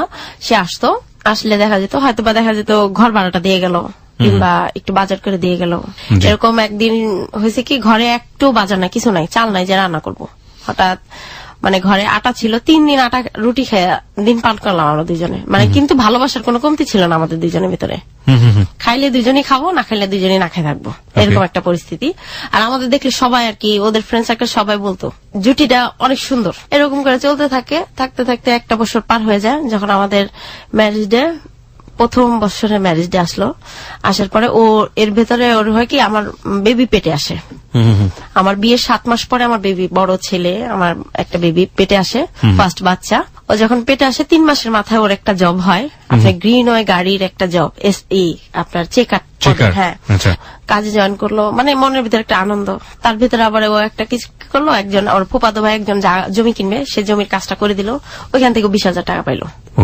মানে শুরু হইলো আমাদের ইনকাম সোর্স। তারপরে দেখা গেল কি ও ইনকাম করতো, তখন প্রতি ওর ডেইলি বেসিক ছিল 200 টাকা করে পার ডে, এরকম করে মাসে 6,000 টাকা। 6,000 টাকা তখনকার দিনে অনেক টাকা ছিল, মানে ভরপুর, দুজন মানুষ অনেক সুন্দর চলা যায়, এরকম অবস্থা। ও হঠাৎ করে করতো কি, মানে বাজার করতো না বান্দা। এই যে চেঞ্জ শুরু হয়ে গেল, মানে এই জিনিসগুলো আমার চোখে লাগতো যে মানুষ আমার এত ভালোবাসতো, সে মানুষ এরকম চেঞ্জ কেন? বাজার কথা বললে বলতো কি, গাছের পাতা ছিড়াই না দিব তোমারে। এরকম করতে করতে আমার ছেলে বড়টা হইলো। ডেলিভারির সময় পেটে বাচ্চা পেটে থাকতেই না, তখন থেকে ও মারধর করতো। প্রথম গপে গায়ে হাত তুললো? আমার ফার্স্ট একটা থাপ্পড় দিছিল আমার বিয়ের 4 মাস পরে। কি কারণে? ও যেন কোথায় যাইতেছিল, মানে বারবার এই যে 2 ঘন্টা 3 ঘন্টা, মানে 12টা 12:30 বাজে যায়, ও বাসা আসে না। ওই তখন যে গাঁজা খেতে, সেটা তো আমি জানতাম না। তো তো ও এত রাত করে বাসায় আসতো, আসলে না আমার না ভালো লাগতো না, ওর চোখ টোক লাল দেখলে না আমার বিরক্ত লাগতো, যে তোমার কে বলছে এত রাত পর্যন্ত বাইরে থাকতে। ওগুলো বললে বলছি আজকে তুমি যদি যাও তাহলে আমি হাত কেটে ফেলবো। বলছি ব্লেড দিয়ে 2টা পোজ দিছিলাম হাতে, ঠিক আছে। ফার্স্ট ওই পোজ দিছিলাম দেখে আমার একটা থাপ্পড় দিছিল। আচ্ছা আচ্ছা, এই হচ্ছে শুরু। তারপরে দেখা যেত মাঝে সাঝে ধমক টমক দিত, সেরকম মারতো না। ওদের বাসায় একদিন গেছিলাম, আমি কি তুমি তো কিছু করো না, আমি একদিন যাই আব্বার কাছে, আব্বার হাত পা ধরি, যদি মাইনা নেয়। ও গেছিলাম, ওর আব্বা আমার সাথে খারাপ বিহেভ করছিল, যে ওই গেলাম দেখে আমার না মারছিল, ওই ব্যাট দিয়ে পিটাইছিল। মানে কেন গেলা তুমি আমার হ্যাঁ বাড়িতে? গেলা কেন, ওই মারার পর আমি আবার রাগ করে বাসায় চলে আসছি। তখন কি আপনি কনসেপ্ট করেছেন?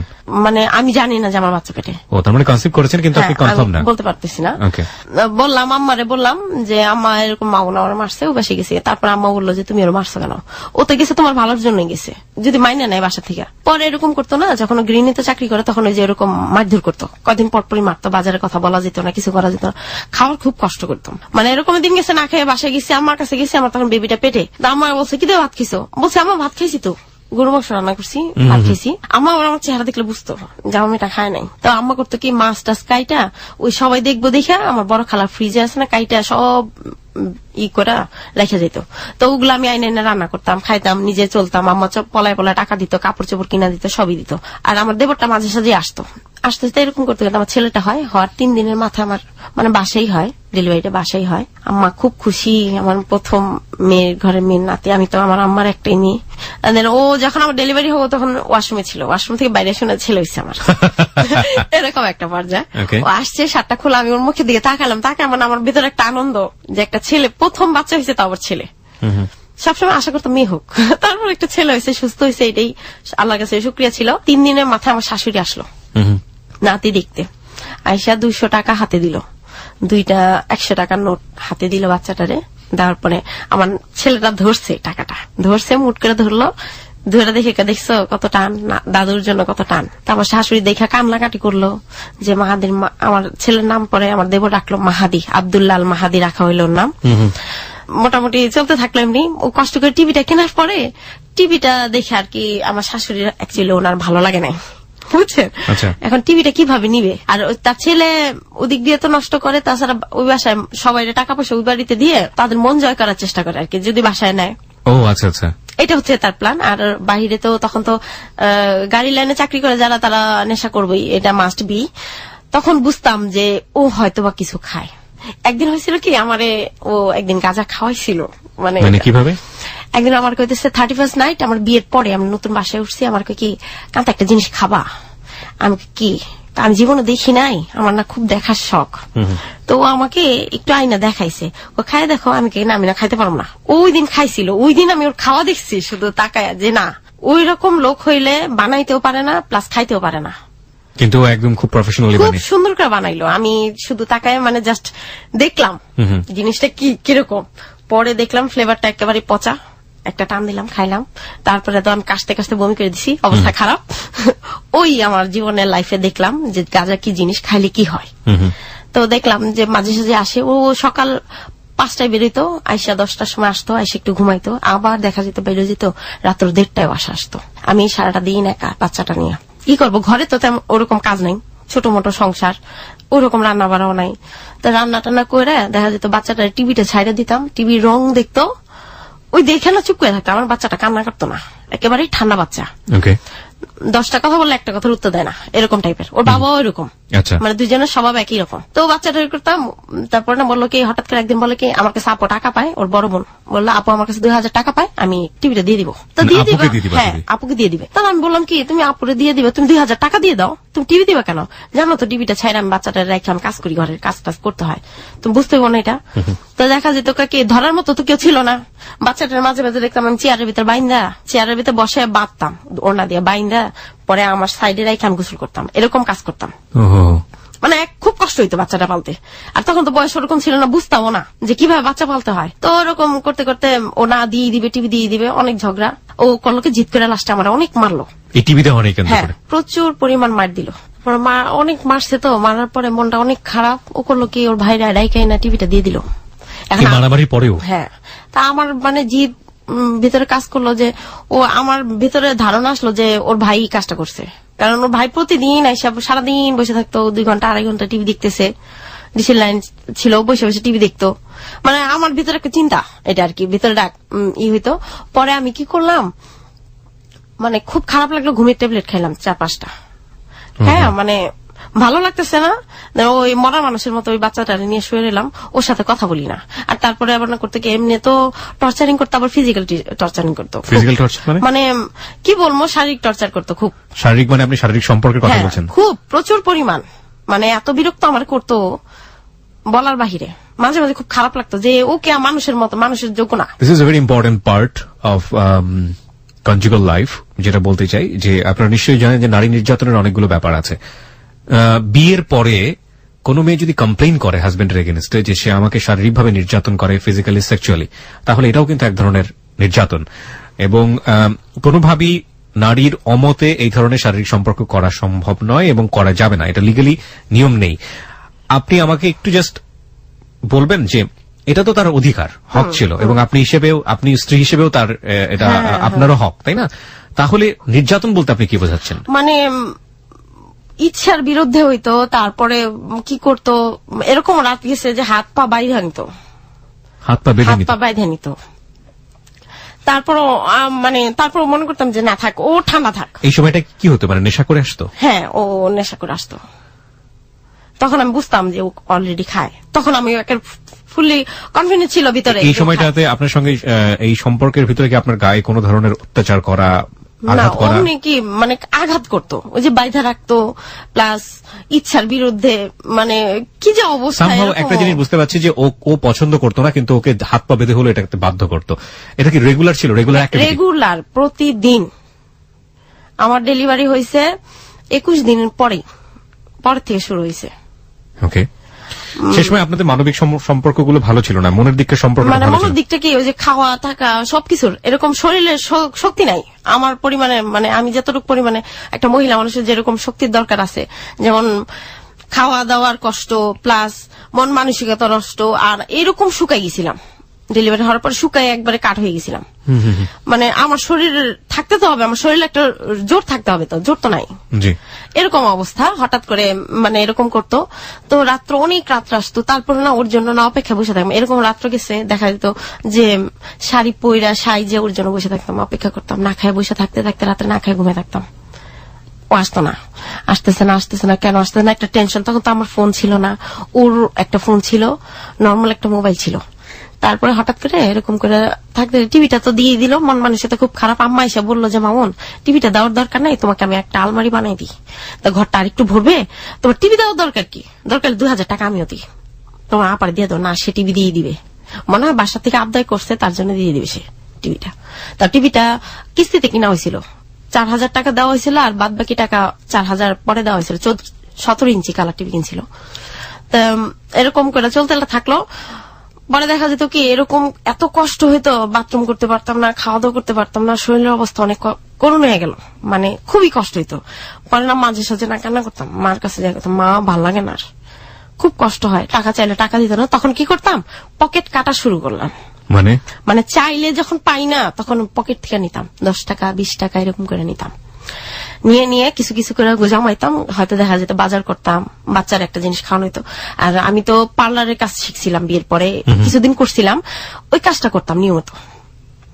শুরু করলাম আমার ইনকাম সোর্স। দেখা যেত বাচ্চাটা কেউ আসতো, একটা ভাবি একটু ধরেন, আমি ওই ওর ব্রুটা প্লাক করে দিই, কিংবা চুলটা কাটে দিই, ব্লিচ করে দিই, ফেসিয়ালটা করে দিই। আমি ঘরে বসে বসে এগুলো করতাম। করলে দেখা যেত অনার্সটা কমপ্লিট করলো না, অনার্সটা কমপ্লিট করলো না, বাবার সাথে রাগ করে আর গেল না। অনেকবার ট্রাই করছি, চেষ্টা করছি যাওয়ানোর জন্য, দেয় নাই, রাগ করে গেল না। তা আমি আবার করলাম কি, যে পার্লারের কাজটা টুকিটাকি করতে গেলে দেখা যায় আমার বাচ্চাটার মোটামুটি খরচটা, হাত খরচটা আমার আসলে দেখা যেত একটু বাজার করছি, কিংবা দেখা গেল যে বাচ্চারা একটা কিছু কিনে দিছি, এরকম। আর তাছাড়া তো আম্মা অনবরত আমার বাচ্চার সম্পূর্ণ যা লাগে সব আম্মা দিত। একদিন বাসায় আসছে আপনার কাপড় টাপড় নিয়ে আসে বিক্রি করে, একটা 3 পিস কিনছিলাম 150 টাকা দিয়ে। এই 3 পিসটার জন্য 3 দিন মারছিল আমার এখনো মনে পড়লে খুব খারাপ লাগে। আপনার তাঁতের 3 পিস একটা কিনছিলাম, ওরে বলছিলাম যে মামুন দিবা কিনা, 3 পিসটা ভালো লাগছে আমার কাছে, কালো, আমার কালো রংটা খুব পছন্দের, তাই ও কালো একটা ব্ল্যাক একটা 3 পিস কিনছিলাম মাত্র 150 টাকা দিয়ে। সে 150 টাকার জন্য 3 দিন মারছিল আমারে। 3 দিন সে আমার সাথে কথা তো বলেই নাই, 3 দিন মারছিল। এই যে নির্যাতনের ঘটনাগুলো, নির্যাতন শব্দটা আমি ব্যবহার করতে চাই না, তারপরেও করতে হচ্ছে বোঝানোর জন্য। এই যে সংসারের যে টানাপোড়েনের অবস্থাটা, এটা কিন্তু একমাত্র কান্তার না, এটা আমরা যারা হ্যালো 8920 এই মুহূর্তে শুনছেন, অসংখ্য কান্তার সংসারের অবস্থা। আমরা সব পুরুষদেরকে একটু শোনাতে চাই, এই কারণে যে হয়তো 150 টাকা আপনার জন্য কোনো ফ্যাক্ট না, হয়তো 150 টাকা 3 পিসের কারণে আপনি ওর গায়ে হাত তোলেননি, কিন্তু 150 টাকাকে কেন্দ্র করেই হয়তো আপনি তুলেছেন, অন্য হয়তো রাখছিল, কিন্তু এই মেয়েটা সারা জীবনের স্মৃতি হয়ে গেছে যে মাত্র 150 টাকার 3 পিসের জন্য তুমি আমার গায়ে 3 দিন হাত তুলেছো। এবং এটা যে কতটা কষ্টের, কতটা পেইন, নিশ্চয়ই আপনারা যখন বলছে তখন অনুভব করতে পারছেন। সুতরাং আপনার সংসারে যদি এইরকম একটা অবস্থা হয়ে থাকে, সেগুলো থেকে বের হয়ে আসাটা কিন্তু খুবই জরুরি। তাহলে আমরা বলতে পারবো যে আমাদের হ্যালো 8920 আপনার জীবনের ক্ষেত্রে কিছুটা হলেও কাজ করেছে। বলুন তারপরে হয়তো যে দেখা যেত একটা পাশের ঘরে ভাবি ছিল, ভাবি বলতো কি যে ভাই ভাই এইভাবে মারেন, গরু তো এইভাবে পিটায় না, যে এইভাবে কিভাবে মারেন, একটা মানুষের উপর টর্চারিং করার তো একটা লিমিট আছে। ও বললে আছে নাই করতো। আবার দেখা গেছে কি যে ওই 3 পিসের জন্য একদিন করছে কি এরকম মারবে, ও মানে 3 দিন যেদিন মারছে সকালবেলা মারে গেছে। এখন আমি না আবার রাগ করে বলছি কি তুমি যদি আসো তাহলে আমার ইটাটা কিন্তু আমার মাথায় ফাটাই ফেলবো, মাথা ফাটাই ফেলবো। কিন্তু আমি ভয়ের চোটে এটা বলছি যাতে ও আমার কাছে না আসে। ও আরো আসছে না, আমি না ওইটা বাড়ি মারছিলাম আমার মাথায়, ফাইটা না রক্তে ভাইসে গেছিল। ও আমার তার ভেতরে টান্দা নিয়ে বিছানার উপরে ফালাই ইচ্ছা মতন মায়ের। ও সে রক্ত দেখতেছে না, আমার যে রক্তে বিছানা বইরে যেতে সেটা দেখতেছে না, সে তার জিত সে মিটাইব। খুব মারছে, মারার পরে মায়ের রেখে চলে গেছে। রাত্রে আসছে, সেই রাত্রেবেলা আবার সেই অন্যরকম টর্চারিং, সেটা হলো ফিজিক্যাল টর্চারিং যেটা বলা হয়। হ্যাঁ, তারপর আবার সেই টর্চারিং, মানে ধৈর্যের আর সীমা নাই। আমার ধৈর্য খুব কষ্ট হইতো। পরে খালি আম্মা বলতো কি থাক, আল্লাহ সব ঠিক করে দেবে, আল্লাহর কাছে বলো। মা বলতো সব আল্লাহর কাছে বলো, কি বলবা মা, কি করবা এখন? আপনার মাও তো কিছু করার নাই, সেও তো নির্যাতিতা, মানে খুব বুঝাইতো। মা আমি অনেক কষ্ট করছি, কি করবো বলো, কিছু করার না, একটা বাচ্চা হয়েছে না, বাচ্চাটার মুখের দিকে তাকাও। ওই করতো, এরকম করতে করতে একদিন বললো কি হঠাৎ করে যে টিভিটা যখন দিয়ে দিল, আম্মা না রাগ করে আসে না, ঘরের জিনিস তো সব আম্মার দেওয়া, তা আম্মা করছে কি আমার বাচ্চাটা তখন 6 মাসের বয়স, তো ওরে আসে না বাসা থেকে বের করে দিছে যে যা তোর যখন আমি সব দিই, সব যখন আমারই করতে হয়, আমার মেয়েটারা এরকম টর্চারিং করিস আর মারধর করস, আমার আর ধৈর্য কুলায় না। ও মারতেছিল, এমন টাইমে আম্মা আসছে, পাশের রুমে ভাবি গিয়ে খবর দিছিল আমার আম্মারে যে ওকে মারতেছে, কান্তার খুব মারতেছে, আপনি আসেন। তো আমার আম্মা করছে কাপড় ধুইতেছিল, সে ভিজা কাপড়ের উপরে বোরকা পরে চলে আসছে। আইসা দেখে আমার সত্যি দরজা লাগানো, আমার মারতেছে। তাই মারতেছে, আমি ও বাবা ও মারে করে চিল্লাইতেছি সমানে, খুব কান্নাকাটি করতেছি। পরে দরজা খুলছে, যখন আম্মার কথা শুনছে তখন দরজাটা খুলছে। খোলার পরে ও বলতেছে যে আমি তোকে মারি নাই। শোন তুই, তখনই আম্মা তুই করে বললো, আমার ভাইও ছিল, তুষারও গেছে। ও যাওয়ার পর কইতেছে শোন তুই বহুত করছিস, আমার মেয়েটার অনেক জ্বালাইতেছিস, নে তোর তা আছে শুধু সম্বল ছিল একটা টিভি, আর তোর বাচ্চাটা নিয়ে তুই চলে যা। আমার বাচ্চাটা দিয়ে আম্মা আমার না নিয়ে ঘর তালা মেরে আমার নিয়ে আসছে, বাচ্চাটা দিয়ে ওর হাতে, হ্যাঁ দিয়ে আসছে। আর তো আমার ভালো লাগে না, আমি তো আর থাকতে পারতেছি না আমার বাচ্চা রেখা। আমি যে এই যে কাঁদতেছে, এরকম কাঁদতে কাঁদতে পরের দিন সকাল হয়ে গেছে ভাইয়া। তার ভিতরে আবার কি করছে, আম্মা আমার ঘরে রেখা খালার বাসায় গেছে, আমি ওই ফাঁকে আবার পলাই আসছি আমার ছেলে দেখার জন্য যে ওকে আসছে কিনা। আইসা দেখি নাই, ও চলে গেছে ওর বাপের বাড়ি। আইসা শুনলাম, পরে আমি আবার বাসায় চলে গেছি। যে এত সারা রাত কাঁদতেছি, পাক ঘরে বসে বসে কাঁদতেছি। অর্ধেক রাত্র 3টার সময় আম্মু উঠাইছে, আম্মু ঘুমাইতে পারতেছে না আমার কান্না দেখা। অর্ধেক রাতে আইসা আমার বলতেছে একটা রাত তুমি থাকতে পারতেছো না, আর আমি এতগুলো রাত কিভাবে পার করছি তোমাদের রেখা, তো তোমার তো একটা, আমার তো 2টা ছিল। তখন বললো, তখন আম্মুর কষ্টটা আমি বুঝতে পারলাম যে না, আমার আম্মু অনেক কষ্ট করছে, মানে আপনাদেরকে রেখে সে থেকেছে। হ্যাঁ, তার কতখানি কষ্ট হয়েছে আমাদের 2জনের রেখা থাকতে। তারপরের দিন সকালবেলা ভাইয়া আর আমার আটকে রাখতে পারে নাই, আমি না চলে গেছি, মানে আপনার সন্তানের কাছে আমার বাচ্চার টানে আমি আর থাকতে পারিনি, আমি দৌড়ে চলে গেছি। গেছি কই আমার শ্বশুর বাড়িতে, পাশের ঘরের ভাবিরে নিয়ে গেছি যে ভাবি একটু আসেন। ভাবি গেল, যাওয়ার পরে আমি গিয়ে বললাম এখন তো আমার বাচ্চা আমার ধরতেই দিব না, আমার বাচ্চা আমার দেখে সমানে কাঁদতেছে, আর আমি তো এমনি কাঁদতে কাঁদতে অস্থির, তার ভিতরে দেখে আমার বাচ্চাটা ধরতে দিব না, বুকের দুধ খায় আমার বাচ্চাটা, খুব কান্নাকাটি করতেছি। পরে আমার শ্বশুরের হাত পা ধরলাম, ধৈরা টেরা অনেক কিছু করে টেরা ই করলাম। তারা আমার কন্ডিশন দিল, কটা কন্ডিশন দিল। 1 নম্বর কন্ডিশন মামুন আমার দিল যে তোর মার সাথে তুই যোগাযোগ করতে পারবি না। আর তখন রানিং আমার সবসময় আপনি করে বলে, কখনো তুমি করে বলে না, রানিং সবসময় তুই করে বলতো। আপনি করে কে বলতো? ও আমার সবসময় আপনি করেই বলে। আপনার হাজবেন্ড আপনাকে আপনি করে বলতো প্রথম থেকেই? হ্যাঁ, প্রথম থেকেই।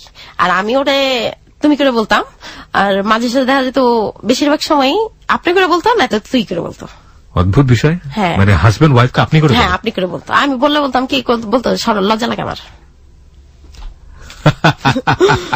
ওকে, এখান থেকে আমরা তারপরে আর কি ওনারা আর কি সবাই মিলে বাসায় গিয়ে বলার পরে আমার শ্বশুরের পাটা ধরলাম, ধরার পরে শ্বশুর অনেকক্ষণ করলো, পরে কন্ডিশন দিল যে তুমি মাউনার কন্ডিশন দিল যে আপনি আপনার মার সাথে কথা বলতে পারবেন না, 2 নাম্বার কথা বাসা থেকে বেরোতে পারবেন না, আপনার মার বাসা যাইতে পারবেন না আর কি। এইটাই হলো কন্ডিশন। এই 2টা কন্ডিশন আমার দিল।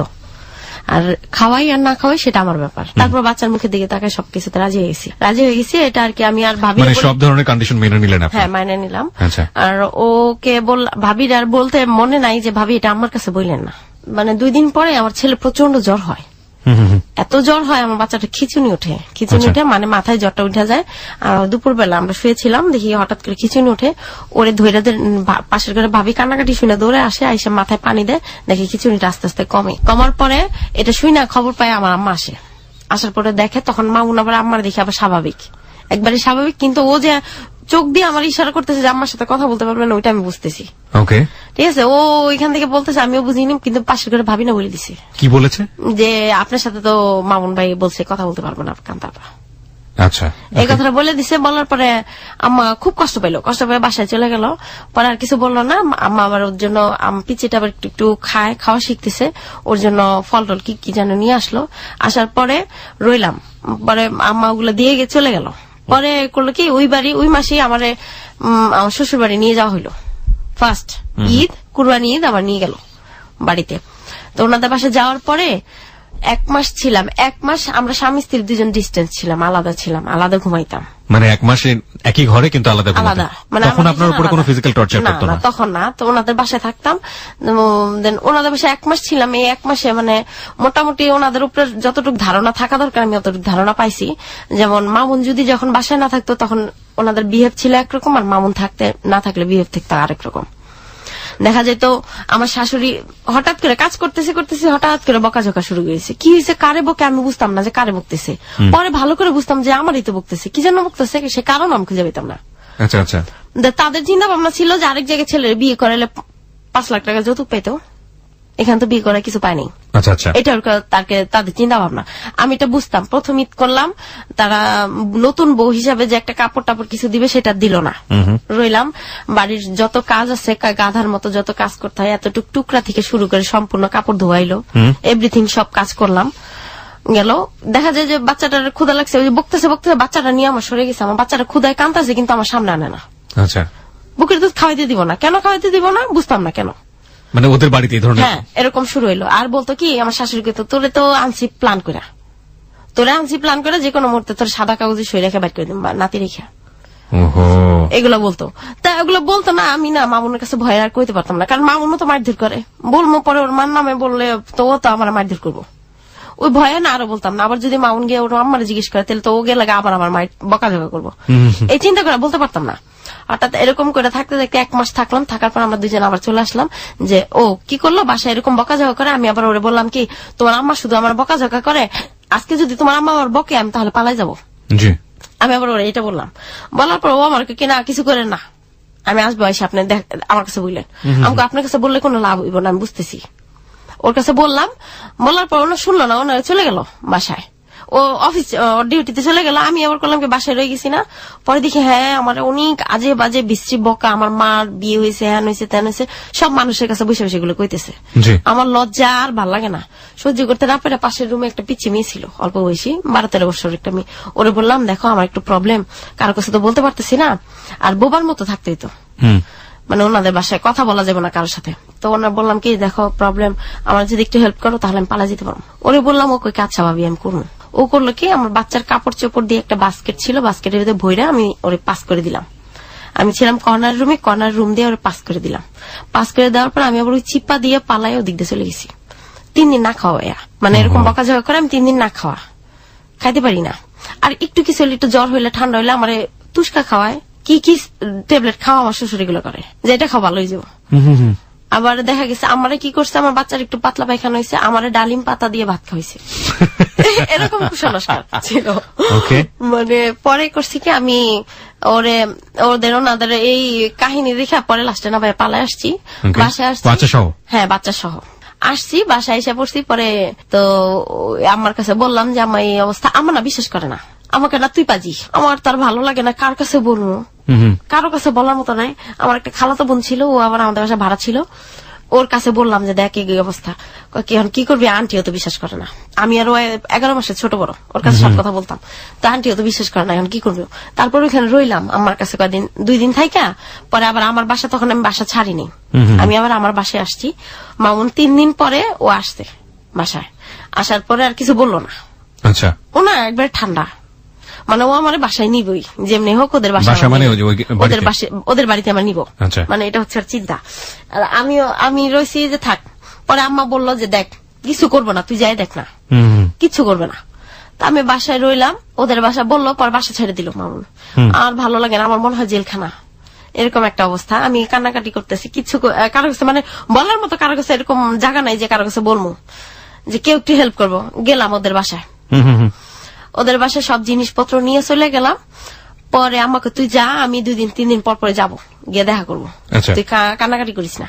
তো গেছি, যাওয়ার পর সব গুছাই সব জিনিসপত্র যখন বাসায় ঢোকানো হইলো, এই শুরু হইলো আমার সাথে অত্যাচার তাদের। মামুন যখন না থাকে তখন দেখা যায় আমার শাশুড়ি মাইরও দেয়। মানে এরকম একদিন করছে কি, বাসার ভেতরে এরকম ঘরের কাজ টাজ করতেছি, মামুন দুপুর বেলা আসছে, আসার পরে কি কথা নিয়ে জানি কথা হয়েছে, আমার হাজবেন্ড গিয়ে না জিদ করে না খাটের উপর আমি বসাতো, গিয়ে না আমার সমানে পাখা আছে না, পাখা দিয়ে বাইরেতেছে। আর আমার শাশুড়ি ফট করে আইসা না আমার গলার ভিতরে পাড়াতে ধরে কয়েক মার, ভালো করে মার। এটা আবার আমার ননাস দেখছে, বুঝছেন? আমার ননাস আবার বাসার ভিতরে ঢুকছে, উনিও রুমে ঢুকছে। উনি তো সারাদিন থাকতো না, উনি আবার টিউশন করতো, ওনার বিয়ে হয় নাই। উনি আমার বাসার ভিতরে ঢুকে এটা দেখছে, দেখা কি আপনি এটা কি করেন, যদি কেস দিয়ে দেয় তাহলে 2 দিন পর ফাঁসে যাবেন। তখন আমার বাচ্চা কয়টা? একটা বাচ্চা। তখন আমার বাচ্চার বয়স আপনার 1 বছর 4 মাস। Very bad, very bad. পরে ওনারা খুব মারলো, মারধর করলো। পরে বসে বসে কাঁদতেছি। তখন ও যখন মামুনের আবার রাগ করে মারতেছে যে আমি তো মারতেছি, আপনি তো ফিরাইবেন তা না, আপনি আবার গিয়ে আবার গলায় পাড়া দিয়ে ধরছেন। তখন ও আবার কান্না করে কাঁদতেছে আর কইতেছে আমি এরকম করলে কিভাবে থাকবো এখানে, আপু তুমি বলো। তা আমার ননাসের নিয়ে গেল, আমার শাশুড়ি নিয়ে গেল, আমার ননাস ওনার ওই সাইডে নিয়ে গেল, আর মামুন চুপ করে বসে রইল। গেল, আমি আর মামুনের সাথে কথা বলিনি, ভিতরে জিদ। মামুন পাল্টাইছে, নেশা তো করে, আমি ওটা ভালো করে খবর পাইছি যে ও ফুললি নেশা করে এখন। তারপরে আবার দেখা যায় যে তার ভিতরে ওদের বাসা আমার খাওয়া পড়ার কষ্ট, তার ভিতরে এইগুলা করে, আর খালি করে রাক্ষস। আমার বউটা না রাক্ষস, এতগুলো করে ভাত খায়। দেখা যেত মামুনের সাথে বসে ভাত খেতে দিত না, যে মামুনের সাথে বসে ভাত খেলে দেখবো তো মামুন কান্তা কতগুলো ভাত খায়। তো এরকম না খায় থাকতে 4.5 মাস রইলাম ভাইয়া। এর ভেতরে একদিন এরকম করে মানে জীবনে অতিষ্ঠ হয়ে লাস্টে পুকুরে ঝাঁপ দিছিলাম। আমি তো আবার সাঁতার জানি না, পাশে বাড়ির পিছনে একটা পুকুর ছিল, একেবারে পুরো বর্ষাকাল পানি দিয়ে ভরা, ওই পুকুরে লাফ দিয়ে ঠিক নাক পর্যন্ত নামে গেছি আমি। ওইখান থেকে আমার টাইন উঠাইছে যে শালার মরিয়ে যাবো। তখন আমি বাচ্চা চিন্তা করি না, যে মারা যাই, মরে যাওয়া ভালো। তারপর ওইখান থেকে আমার সবাই মিলে টাইনা উঠাইলো। উঠে আসলো আমার কাছে উল্টা পাল্টা কথা দুনিয়ার কিছু বলে দেয়। তা আম্মা আবার আমার সাথে চেতাচেতি করে যে কোথাও গিয়ে থাকতে পারে না, এটা সেটা আম্মা এগুলো কইতেছে। পরে মানে ভিতরে এত কষ্ট যে কার কাছে বলবো, কেউ নাই। আর আমার হাজবেন্ড কি করতো, বুঝতো যে আমার খাওয়ার কষ্ট হয়, ও করতো কি ডিম আছে না ভাইয়া, ডিম সেদ্ধ ডিম কিনে নিয়ে আসতো, বাসায় সেদ্ধ করলে দেখবো পকেটে করে নিয়ে আসতো। তাহলে ওই পকেটে গরম ডিম থাকতে জিন্সের প্যান্ট তো ওই যে ঠোসা পড়ে গেছিল রানে, পলায় আনতো, আইনা লুকায় রাখতো, আমার ডিম সিলা খাওয়াইতো, খাওয়ানোর পর ওইটা আবার প্যাকেট করে পরের দিন সকালে নিয়ে যেত, বাইরে গিয়ে ফালাই দিত। এটা আমার হাজবেন্ড করতো মাঝে মাঝে। যখন দেখতো আমার শুকাইতে হাড় ছিল, হাড়ের উপর একটা চামড়া ছিল শুধু। মানে আপনার বাসায় এভাবে খাওয়ালে প্রবলেম হবে, সেজন্য লুকিয়ে লুকিয়ে খাওয়াইতো আমার। তো দেখা যেত এরকম করতো। আবার আমার শাশুড়ি গুলো টের পাইতো, বুঝতো, আর শুধু আমার বলতো যে তুই আমার ছেলে আসলে কান কথা লাগাস। তো একদিন আমি না রাগ করে বলছি যে আমি যে আপনার ছেলের কাছে বলি, আপনার ছেলে সংসারেও খরচ দিত না। হ্যাঁ, ওইটা দিত কিনা সেটা আমিও জানতাম না। ও যে কয় টাকা বেতন কি করতো না করতো ওগুলো আমি জানতাম না। আপনারা নির্ভর ছিলেন মানে ওদের উপরে, ওই সংসারের উপর? ওনাদের উপরে নির্ভর ছিলাম না। ও দিত ঠিকই, কিন্তু এটা আমার শাশুড়ি পুট অফ করতো না। আচ্ছা। আর ও মনে করতো আমারে দিছি, তো এটা কি আমার বউর কাছে বলতে হইব নাকি, মানে এরকম। তো দেখা যেত মারধর করতো। তো আমার করতো কি, ওই একদিন আমার শাশুড়ি আমার বলছে যে আমার ছেলের কাছে কান কথা লাগে। তখন আমি আবার বলছি যে আপনি যে কথা বলেন সব সময় শুধু শুনলাম, আপনি ছেলের কাছে জিজ্ঞেস করেন তো আমি বলি কিনা। আর যদি আপনার ছেলে যদি বলে থাকে তাহলে তো হয়েছে, আর যদি না বলে তাহলে আপনি আমরা স্বামী স্ত্রী কথা বলে আপনার কান পাইতে শুনেন না, তো আপনি জানলেন কিভাবে যে আমি আপনার ছেলের কাছে বলছি আর কথা কয় না। এরকম একদিন কি করছে, বাসার ভিতরে যে এরকম আমার শাশুড়ি আমি ঘরটা পরিষ্কার করছি, আমার না খুব মারলো। এই আইসে কাজ করতেছে, কাজ করবি না, এই সেই যত আজে বাজে বকা আছে সব বকা গুলা দিল। তা দেখে না আমি আবার রাগ করে আমার শ্বশুরে বলতেছি আব্বা আমি চলে যাবো। আমি থাকবো না। না সে আসুক, মামুন আসলে তারপরে যাই। তাই করছি কি আমার দেবর না তুই যা। আমার দেবর তখন কিন্তু বেশি বড় না, ম্যাট্রিক পরীক্ষা দিবে। আমার দেবর মোটা বড় সড়ো হয়ে গেছে। ও আমার এইখান দিয়ে এইভাবে ধইরা এখান দিয়ে রক্ত জমে গেছিল, মানে যেভাবে ধরছিল আর একটা ঘুষি মারছিল মাথার ভিতরে, মারলো। আমার শাশুড়িও মারলো। আমার শ্বশুর বারবার সরাইতেছে, মানে এই জিনিসটা পুট অফ করে না। আমার ননাস তো বাসায় নেই, একটু সাপোর্ট যদি একটু করতো তাহলে আমার ননাসটাই করতো। মানে উনি তো দুনিয়াদারি ঘুরতো, সব কিছু বুঝতো, এর জন্য উনি আবার এগুলো করতো। সংসারটা তার উপরে ছিল। তা আমার এরকম করে ধরছে যে তুই যা, আমার বাঁচতে থেকে যা, বাঁচতে দিব না। তাই এটা বলছে। আমার তো খুব খারাপ লাগতেছে যে আমি আবার রাগ করে বলছি যে বাঁচতে কি বানায় আনছিস। আমি আবার রাগ করে এই কথাটা বলে ফেলছি, বলছি। তার জন্য আবার এসে আমার মারলো, মারধর করলো। রইলাম 3 দিন না খাওয়া। আমার শরীরের অবস্থা এত খারাপ যে আমি হাঁটার মতো শক্তি আমার নাই। তা আমার বলতেছে ও তার আগের দিন আমার খালাতো বোন আসছিল। এটাই হচ্ছে মেন কারণ। আমার বোন আসছে, আমার বোনের কাছে হয়তো আমি সব বলে দিছি। এই হলো ওনাদের জিদ ছিল, এই জিদের কারণে এই অবস্থা। তা আমার মারছে টারছে, আমি আর কিছু বলিনি, অমনি রইছি যে মামুন আসলে বইলে আমি চলে যাবো, আজকে সংসার থাক আর না থাক। পর রাত্রেবেলা মামুন আসছে, 11টার সময় বাসায় মামুন আসছে। আমার তো ভিতরে 1.5 টাকা পাশ শিখা শুরু হয়ে গেছে। ভেতরটা ভালো লাগতেছে না যে আমার সংসারটা মানে এই শেষ। ভেতর চিন্তা ভাবনা। আমি ওই পাশে আমার যে রুম দিছিল, রুমটা কাঁচা ছিল, ফ্লোরটা কাঁচা ছিল। আমি ওই রুমে বসে রয়েছি। এখন মামুন আসছে, পরে মামুনের কাছে দুনিয়ার কথাগুলো বললো। আমি বাইরে রুমে থেকে শুনতেছি যে কি বলতেছে। আমি একটু হাও বলি নাই, নাও বলি না। এখন মামুনের তো করণীয় ছিল যে না, ওনার কাছ থেকে শুনছি, এখন আমার বউর কাছ থেকে শুনি। সে ওইটা না করে সে আইসা করলো কি না খাই অমনি শুয়ে রইল। আমার বাচ্চাটাকেও সেদিন ভাত কিছু খাওয়ায় নাই। আমি তো 3 দিন খাই না, আমার বাচ্চা তো বুকের দুধ পাই না। আমার বাচ্চাটা সারাটা রাত কান্নাকাটি করছে ক্ষুদায়। অমনি রইলাম, রাত পার করলাম। সকাল ভোর 5টা। এখন মামুনের বলার মতো সুযোগ পাইতেছি না। দুয়ারের সামনে আমার শ্বশুর বইসা রইছে, বলতে দিব না। মামুনের কাছে যদি বললে তো মামুন জানে গেল, তাহলে আমার নিয়ে চলে যাবো। এর জন্য আমার শ্বশুর বলতে দিব না, দুয়ারের সামনে বসা। আমার শ্বশুর আবার কি শাশুড়ি যা বলতো তাই শুনতো। আমার শ্বশুরের আর শাশুড়ির পাশের রুমে বসে থাকে। এখন রাত্র অনেক 12টা-1টা বেজে গেছে। আমি আবার বাচ্চা নিয়ে, বাচ্চারা কাঁদতেছে, কাঁদতে ও ঘুমাই গেছে, আমি ঘুমাই গেছি। এরকম করে রইলাম। মামুন আবার করছে কি রাত্রে ভোরবেলা আর কি 5টার সময় উঠছে, আজান দিতেছে। উঠলো, উঠা হাত পা দিল, ধুয়ে না ওয়াশরুমে গেছে। ওয়াশরুম থেকে বেরোয় আসছে। আসার পরে মামুন আমার কি মামুন এসে শুইছে, মানে ও শোয়া উপর হয়ে শুয়ে রয়েছে। আমি আবার ওর উপরে গিয়ে শুইছি, পিঠের উপরে শুয়ে। আমাকে মামুন একটা কথাও বলবা না, সাউন্ড করবা না, মানুষ আছে শুনবে। আমি শুধু 2টা কথা বলবো, এরপরে যদি তুমি মনে করো যে আমার কোনো দোষ, তুমি আমার ছেড়ে দিও, আমার কোনো মানা নেই। কিন্তু আমার সংসারটা আমি অনেক ভালোবাসি মামুন, সংসার ছাড়া আমি বাঁচব না। পরে আর কোনো কথা বলো না, শুধু জাস্ট ওর হাতটা নিয়ে না, আমি হাতটা আমার মাথায় দিলাম। মাথাটা এখানটা ফুলে গেছে, হাতটা নিয়ে দেখাইলাম যে তোমার ভাই আমার মারছে। এটা কি তোমার কাছে বলছে কেউ? না, তো এটা বলে নাই। তো শুধু আমার মুখের দিকে একটু তাকাইলো, মানে ওর মাথা খারাপ হয়ে গেছে যে আমার ভাইও মারছে, এটা কি কথা। ও তখন হয়তো বা বিশ্বাস করছে কিনা তা জানি না। পরে বললাম, ও আবার শুয়ে রইল। আমি ওরে জাস্ট কয়টা কথা বইলে আইসা শুয়ে রয়েছি। 7টা বাজছে, ও উঠছে। 7টার সময় উঠে আইসা বাথরুম থেকে আসলো, আইসা আমার বলতেছে যতটুক হাতে পারেন নিয়ে চলে যান, আমি 1 মাস পরে বাসা নিয়ে আপনার খবর দিব। আপনি করে? হ্যাঁ। অদ্ভুত, মানে আপনার হাজবেন্ড আপনাকে আপনি করে বলতে, আপনি তুমি করে বলতেন? হ্যাঁ। এটা বলার পর আমি শুনে আমি বললাম কি আমি মনে হচ্ছে আমার খেতে তারাই দিব। প্রথমে বাসার কথা বলে নাই, তখন শুনে আমার মনে হইলো আমার তারাই দিব। তখন আমি বললাম যে আমার ছেলেটা, আপনার ছেলে তো আপনার কাছে থাকবো, কার কাছে থাকবো, আমি বাসা নিতেছি, বাসা নিয়ে আপনার খবর দিব। তো আমার দিল, আমি শুধু জাস্ট ব্যাগটা হাতে করে নিয়ে আমি হাঁটতে পারতেছিলাম না, আমার শরীরে একটু শক্তি নেই, 5টা টাকাও নেই ভাই রিক্সা দিয়ে যাবো বাসায়। তাও অনেক কষ্ট করে হাইটে গেছি। বাসায় গিয়ে দুয়ারের সামনে যায় ব্যাগটা ফালাই দিয়ে আম্মারে দইরাম, আম্মা আমার না সবাই মিলে মারছে। শুনে আম্মা তো মার তো চোখ কপালে উঠে গেছে যে কি করছে, কেন মারছে। এই বললাম যে এই কারণ এই হয়েছে। পরে আম্মা বললো যে ঠিক আছে থাকো তুমি, তোমার যাইতে হবে না এখানে, এখান থেকে। পরে রইলাম। থাকার ঠিক 3 দিন পর মামুন আমার ফোন দিল। মানে 3 দিনের আগে ভেতরে একদিনও আমার মামুন একটা ফোন দেয় না বা কন্ট্যাক্ট করার চেষ্টা করে নাই, যোগাযোগ করে নাই। 3 দিন পরে আমার ফোন দিল কি আমি আমার মোবাইল দিয়ে আমি মিস কল দিলাম। তারপরে ও আমার ব্যাক করলো। ব্যাক করার পর আমার বললো যে আপনি কোথায়? আমি বললাম আমি বাসায়। পরে কইতেছে যে কোনো খবর নাই। আমি কি করে খবর করবো? এটা দিয়ে ফোন দিবেন না, আপনি অন্য নাম্বার দিয়ে ফোন দিবেন। আমি কি আমার ফোন আছে, আমি যে তোমার সাথে যোগাযোগ করবো? ওইটা শুনে ও করলো কি ঠিক আছে তুমি কালকে বিকালে আইসো, আমি তোমার কিছু টাকা দিব। তা আমি আবার করলাম কি কলোনি এসে দাঁড়াতে বললাম, গেছি, পরে আমার 500 টাকা দিল। তারপরে কি করলাম, আম্মার সাথে ওর মাঝখানে একটু কথা কাটাকাটি হয়েছিলাম মামুনের সাথে, ওতে রিলেশনটা একটু হয়ে গেছে। আবার ওদের দুইজনের সাথে রিলেশনটা সুন্দর করার চেষ্টা করলাম, যে যাতে দুইজনই ভালো থাকে। আম্মার কাছে ভালো, মামুনের ভালো কথা বইলা, মামুনের কথা আমার কাছে ভালো বইলা দুইজনে আবার একত্র করলাম, করে আনলাম। 1.5 মাস আমার কাছে থাকার পরে মামুন একটা বাসা নেয়। নেওয়ার পরে মানে যেরকম একটু বাজার একটু কম করতো, তখন একটু মোটামুটি করে। আম্মা আবার করলো কি একটা আলমারি বানাই দিল আমাকে, বললো যে একটা আলমারি বানাই দিয়ে নিয়ে যাও। তো ওইটা দিয়ে আমি নতুন বাসায় উঠলাম। ওঠার পরে রইলাম, ওনাদের সাথে তো কোনো যোগাযোগ আর করা হয় নাই। পরে মাঝে সাঝে আমার ছেলেটাকে নিয়ে যেত, এরকম করে রইলাম। ওইখানে ছিলাম 1 বছর। 1 বছর মোটামুটি ছিল, কিন্তু মারধর করতো তেমন না, আগের মতো ওরকম না, একটু কমলো। 1 বছর থাকার পরে আইসা আমার বাসার পাশেই একটা বাসা ভাড়া নিলাম। ওইখানে বাসা ভাড়া নিয়ে আমি 4.5 বছর এখানে থাকি।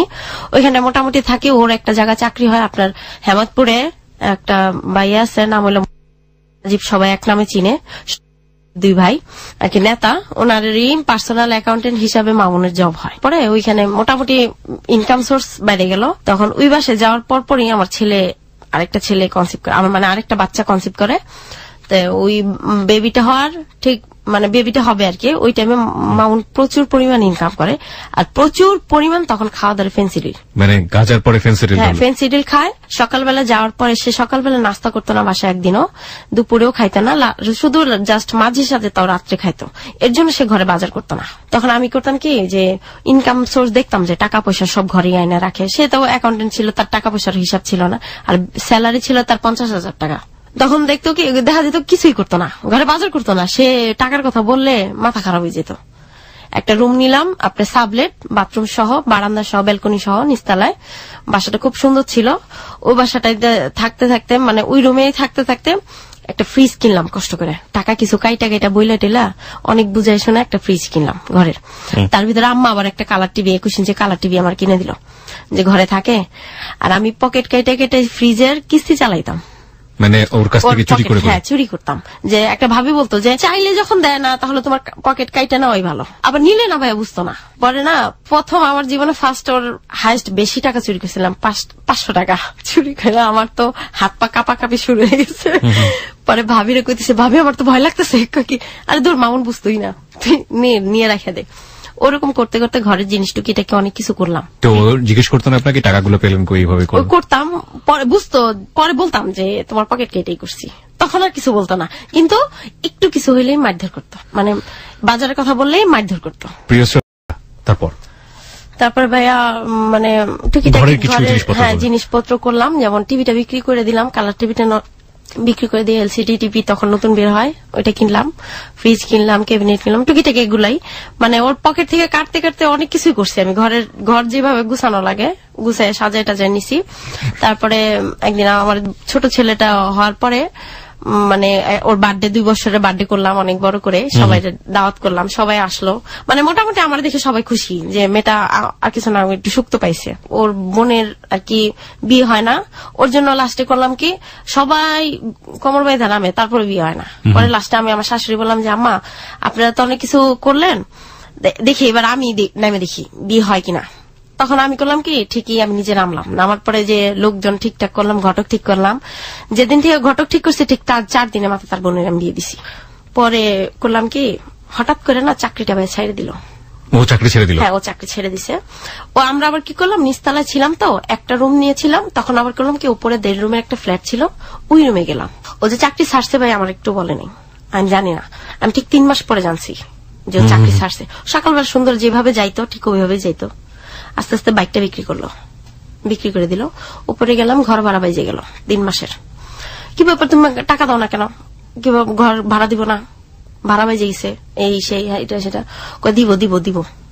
তখন বন্ধু বান্ধব এরকম একটা পর্যায়ে ছিল ওর। বন্ধু বান্ধব একটা দিন, শনিবার দিন তার হাফবেলা ছুটি ছিল, সে হাফবেলা ছুটিতেও আমি সকালবেলা ঘুম থেকে ওইটা গোসল করে বাইরে দেখি ওর বন্ধুরা ঘরের ভিতরে বসে রয়েছে। মানে এরকম হইতো। পরে ওই দেখতাম আস্তে আস্তে বন্ধু বান্ধব সরা শুরু হইলো, আস্তে আস্তে সবাই পয়সা নেই তো বন্ধু, হ্যাঁ সব সরা শুরু হইলো। মামুনের ইনকাম কমে গেল, একবার টোটালি ইনকাম সোর্স নাই, শেষ। ওর বোনের বিয়ের পরে, ওর বোনের বিয়ে আমি 1,70,000 টাকা খরচ করছিলাম। তারপরে থেকে আস্তে আস্তে সব শেষ হয়ে গেল। ওই ওর বোনের উঠাই দেওয়ার পরে এরকম করে থাকতে থাকতে আম্মা বললো, দেখলো যে সমস্যা, তা আম্মা ওকে কি এত কষ্ট করে থাকার দরকার না, তোরে আমি একটা রুম দিই, তুমি আমার বাসায় চলে আয়, ভাড়া তো বাঁচতেছে, সমস্যা না, বাচ্চা আছে 2টা। তাই বাসায় চলে আসলাম। আসার পরে কিছুদিন পরেই 2 বছর একটানা ভাই এরকম করে রইলাম। ও আমাদের বাসায় থাকে, খাওয়া দাওয়া সম্পূর্ণ এভরিথিং, তার সিগারেট খরচটা পর্যন্ত আমার মার চালাইতে হয়। কিন্তু ওদের বাসা থেকে একটা কিছু দিত না, কিছুই না, যে অবস্থা তাও কিছু দিত না। তো দেখা গেছে কি ওর ভেতরে আমার মারতো, আমাদের বাসায় থাকতো, খাইতো, আবার আমার মারতো। আম্মা আর সহ্য করতে পারতো না। আমার ছোট ছেলেটার নাম হলো আদি, ও আবার একটু কিরকম যে আমার মারতো না, ও ছোট মানুষ, ও সামনে দাঁড়ায় থাকতো, ও সরতো না যাতে ওরে ডাঙ্গায় আমার না মারতে পারে, এরকম। তারপরে বাসায় করতো। তখনও মামুনের যে অরিজিনাল রূপ যেটা, সেটা কেউ দেখে নাই তখনও। আস্তে আস্তে আস্তে আস্তে সব প্রকাশ পাওয়া শুরু হইলো। মামুনের অনেক কিছু লুকায় রাখছিলাম, সবকিছু জানা হয়ে গেল। মামুন নেশা করে, মামুন এইটা করে, মামুন ওইটা করে, মামুন এইটা খারাপ সব এরকম করতে গেলে ভাই 2.5 লক্ষ টাকা মানুষের দেনা করে ফেলছে। এগুলো এসে আপনার কাছে চাইতো? হ্যাঁ, এগুলো এসে মানুষ এসে টাকার জন্য করতো, ঘরের জিনিস। ও এর ভেতর কি করলাম, বাড়ি ভাড়া দিতে পারিনি দেখে ফ্রিজটা রেখে আসলাম। ফ্রিজটা কি বাড়িওয়ালাকে দিয়ে আসলাম? দিয়ে আসলাম। পরে এটা 44,000 টাকা দিয়ে কিনছিলাম, পরে আপনার 50% অর্ধেকে বিক্রি করলাম বাড়িওয়ালার কাছে। হ্যাঁ, না, অন্য একজনের কাছে বিক্রি করে টাকা কমপ্লিট করে দিয়ে পেড করে দিলাম, একেবারে পুরো টাকাটাই দিয়ে চলে আসছি। পরে আসলো, আমার হোম থিয়েটার ছিল, সেটাও বিক্রি করলো। এই বাসায় আসার পরে, আমাদের বাসায় আসার পরে হোম থিয়েটারটা বিক্রি করে দিল। মানে আস্তে আস্তে সব বিক্রি করা শুরু হইলো। তারপরে কি করলাম, কোয়ালিটিতে ঢুকলাম। ঢোকার পর আমার 6,420 টাকা স্যালারি ধরলো। 1 মাস চাকরি করলাম, খুব কষ্ট, দাঁড়ায় থাকতে থাকতে পা 2টা থাকে না, আবার বাচ্চা 2টা বাসায় থুয়ে যাই, মনের ভিতরে শান্তি লাগে না, ছেলে 2টা রাইখা যাওয়া খুব কষ্ট হয়। আর আমি কখনো না বাইরে যেতাম না, কোথাও বেড়াতে যেতে দিত না আমারে, কোথাও বেরোতাম না, ঘর থেকে বেরোতাম না একবারই। সে মানুষ বাইরে গেছে কাজ করতে, ভিতরে একটা অন্যরকম কিরকম যে একটা প্রেশার। থাকতে থাকতে রইলাম, কাজ করলাম। 1 মাস করার পর আসলাম। আসার পরে ও সারাদিন ঘুমায় থাকে, টিভি দেখে, ঘুমায়, টিভি দেখে, ঘুমায়, আর বাইরে যায় আসে। মানে আমার বাচ্চা 2টা যে স্কুল থেকে আনবো ওইটাও আনে না। আমার 2টা বাচ্চা তখন মডেল স্কুলে পড়ে। আর আপনি কি চাকরি করেন? হ্যাঁ, আমি গিয়ে চাকরি করি। আমি সারাদিন রান্না বান্না সব করে রেখে যাই, ও এগুলো বসে বসে খায় আর হ্যাঁ এগুলো করে। আমি আবার নিচে দেখি যে ওর অবস্থা খারাপ। আমারে বললাম, আমার এক বান্ধবীর দেবর আমারে একটা সুপার শপে জব দিয়ে দিল, 6,500 টাকা স্যালারি। ওইখানে কাজ করার জন্য, মানে 1 তারিখে আমাদের বাসায় উঠছি, ঠিক 2 তারিখে গিয়ে জয়েন করছি। ও রাগ করে চলে গেল, আর কয়দিন পর না রাগ করে চলে যেত, কিছু হইলে রাগ করে চলে যেত। আচ্ছা, 2 দিন থাকতো, আমি আবার টাইনা টাইনা পাটা 2টা কান্নাকাটি করে নিয়ে আসতাম। এগুলো করতে করতে 4-5 বার গেছে। ও আবার করলো, এরকম চলে গেল, চলে গিয়ে আবার আসছে, এরকম কাজ করতেছে করতেছে। হঠাৎ করে একদিন, মানে আমি না ভাই, হঠাৎ করে কি হয়েছে, অনেক অসুস্থ, বাসায় ছুটির দিন, শুক্রবার আমার ডে অফ ছিল, শুক্রবারে বাসায় কাজ টাজ করছি, করে না শুয়ে রয়েছি। আমার না খুব খারাপ লাগতেছে। মাসের বাজার করতে গেছি আমি, মাসের যে বাজারটা করে আসছি। আমার না খুব খারাপ লাগতেছে। কোন রকম রান্না করছি করে, আমার আম্মা আবার 3 তলায় থাকি, তো 3 তলার থেকে নিচে নামছি। আম্মা না ভালো লাগতেছে না, সারা রাত ঘুমাইতে পারি নাই, অসুস্থ। পরের দিন ভাইয়া ছোট মোটো একটা স্ট্রোক করলাম। স্ট্রোক? হ্যাঁ, স্ট্রোক করলাম। স্ট্রোক করার পরে আমার মুখটা বাঁকা হয়ে গেছে, একেবারে এইখানে চলে আসছিল মুখটা। তারপরে মানে আমার কথা বন্ধ হয়ে গেছিল, জবান বন্ধ হয়ে গেছিল, একবারে কথা টোটালি বলতে পারিনি। মানে বুঝতেছি যে আমার কিছু একটা হইতেছে, বলতে পারতেছি না। মাথার খুব যন্ত্রণা, পেইন, এত পরিমাণ পেইন, বলতে পারতেছি না। খুব কান্নাকাটি করতেছি। আর আমার আম্মা আমার দেখে, আমার আম্মার সাথে সাথে চিৎকার যে আমার মেয়ে শেষ, এই তো আমার মেয়ে মনে হয় মরলো। 2টা নাতি আমার রাইখা এতিম করে দিয়ে মনে হয় গেল। সংসারটা পুরো আমার উপরে না, পুরো প্রেশারটা, মানে লোডটা আমি আর নিতে পারি নাই। এই কারণে এই অবস্থা আমার। পরে স্ট্রোক করার পরে আমার সাথে সাথে নিয়ে গেল সুপার একটা হাসপাতালে নেওয়ার পরে একটা ডাক্তার দেখানো হলো, নিউরোলজিস্ট। তারে দেখানোর পরে উনি আমার বললো যে একটা সাথে সাথে সিটি স্ক্যান করেন ওনারে। হুইল চেয়ারে করে নিয়ে গেছে ভাইয়া, আধা মরা মানুষ আমি, নিয়ে গেছে হুইল চেয়ারে নিয়ে গেছে। নিয়ে যাওয়ার পর ওইখানে ভাই বেড পায়নি, মানে আমার ভর্তি করে কেবিন পায়নি।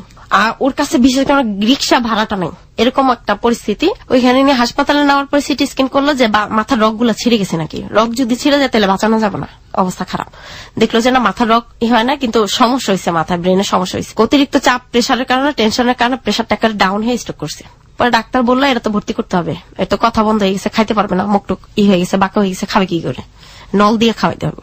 3-4 দিন থাকার পরে ভাই আমার বাসায় নিয়ে আসলো। আস্তে আস্তে মানে আমার এটা ইমপ্রুভমেন্ট খুব তাড়াতাড়ি ভালো হইলো। তারপরে কি করলো, এরকম অসুস্থ, তার ভিতরে আবার পুলিশ নিয়ে আসলো একদিন ওর সাথে রাত্রে আসলে, সারাদিন কাজ করে আসলে, ওই অসুস্থ নিয়ে আমি কাজ করি, আসলে দেখা যায় ঘরের ভিতরে উৎপাত করে, সবকিছু আসার মারে ফিকা মারে, টিভি ছাড়তেছে, টিভি বন্ধ করতেছে, লাইট জ্বালাইতেছে, লাইট অফ করতেছে, এগুলো করে রাত্রে ঘুমাইতে দেন আমারে। তো গ্যাঞ্জাম করতেছে, করতে করতে মায়ের দূর করলো। মায়ের আমার এই আঙ্গুলটা ভেঙে ফেলছে, এই আঙ্গুলের এখানটা ভেঙে ফেলছিল, তার আঙ্গুলটার সাথে সাথে ফুলে গেছে। আমি আবার কান্না করতেছি, আমার ছেলের পিচ্ছিটা উঠে গেছে, আমার পিচ্ছিটা ফিক্কা খাটের ভিতরে ফিকা মারছে। মানে এত মানুষ হয়ে গেছে ও, মানে নেশা যদি না করতে পারে, হ্যাঁ মাথা খারাপ হয়ে যায়। পরে কি করছে, ওই আমার মারতে আসছে, আমার ভাই আবার নিচে থেকে শুনছে, ও আবার দৌড়ে আসছে। আসার পরে ওকে কি হয়েছে আপনার, আপনি এরকম করতেছেন কেন? ওরে ধাক্কা মারা সরাইতে গেছে, ও করছে কি আমার বাইরে 2টা ঘুষি মারে বসছে।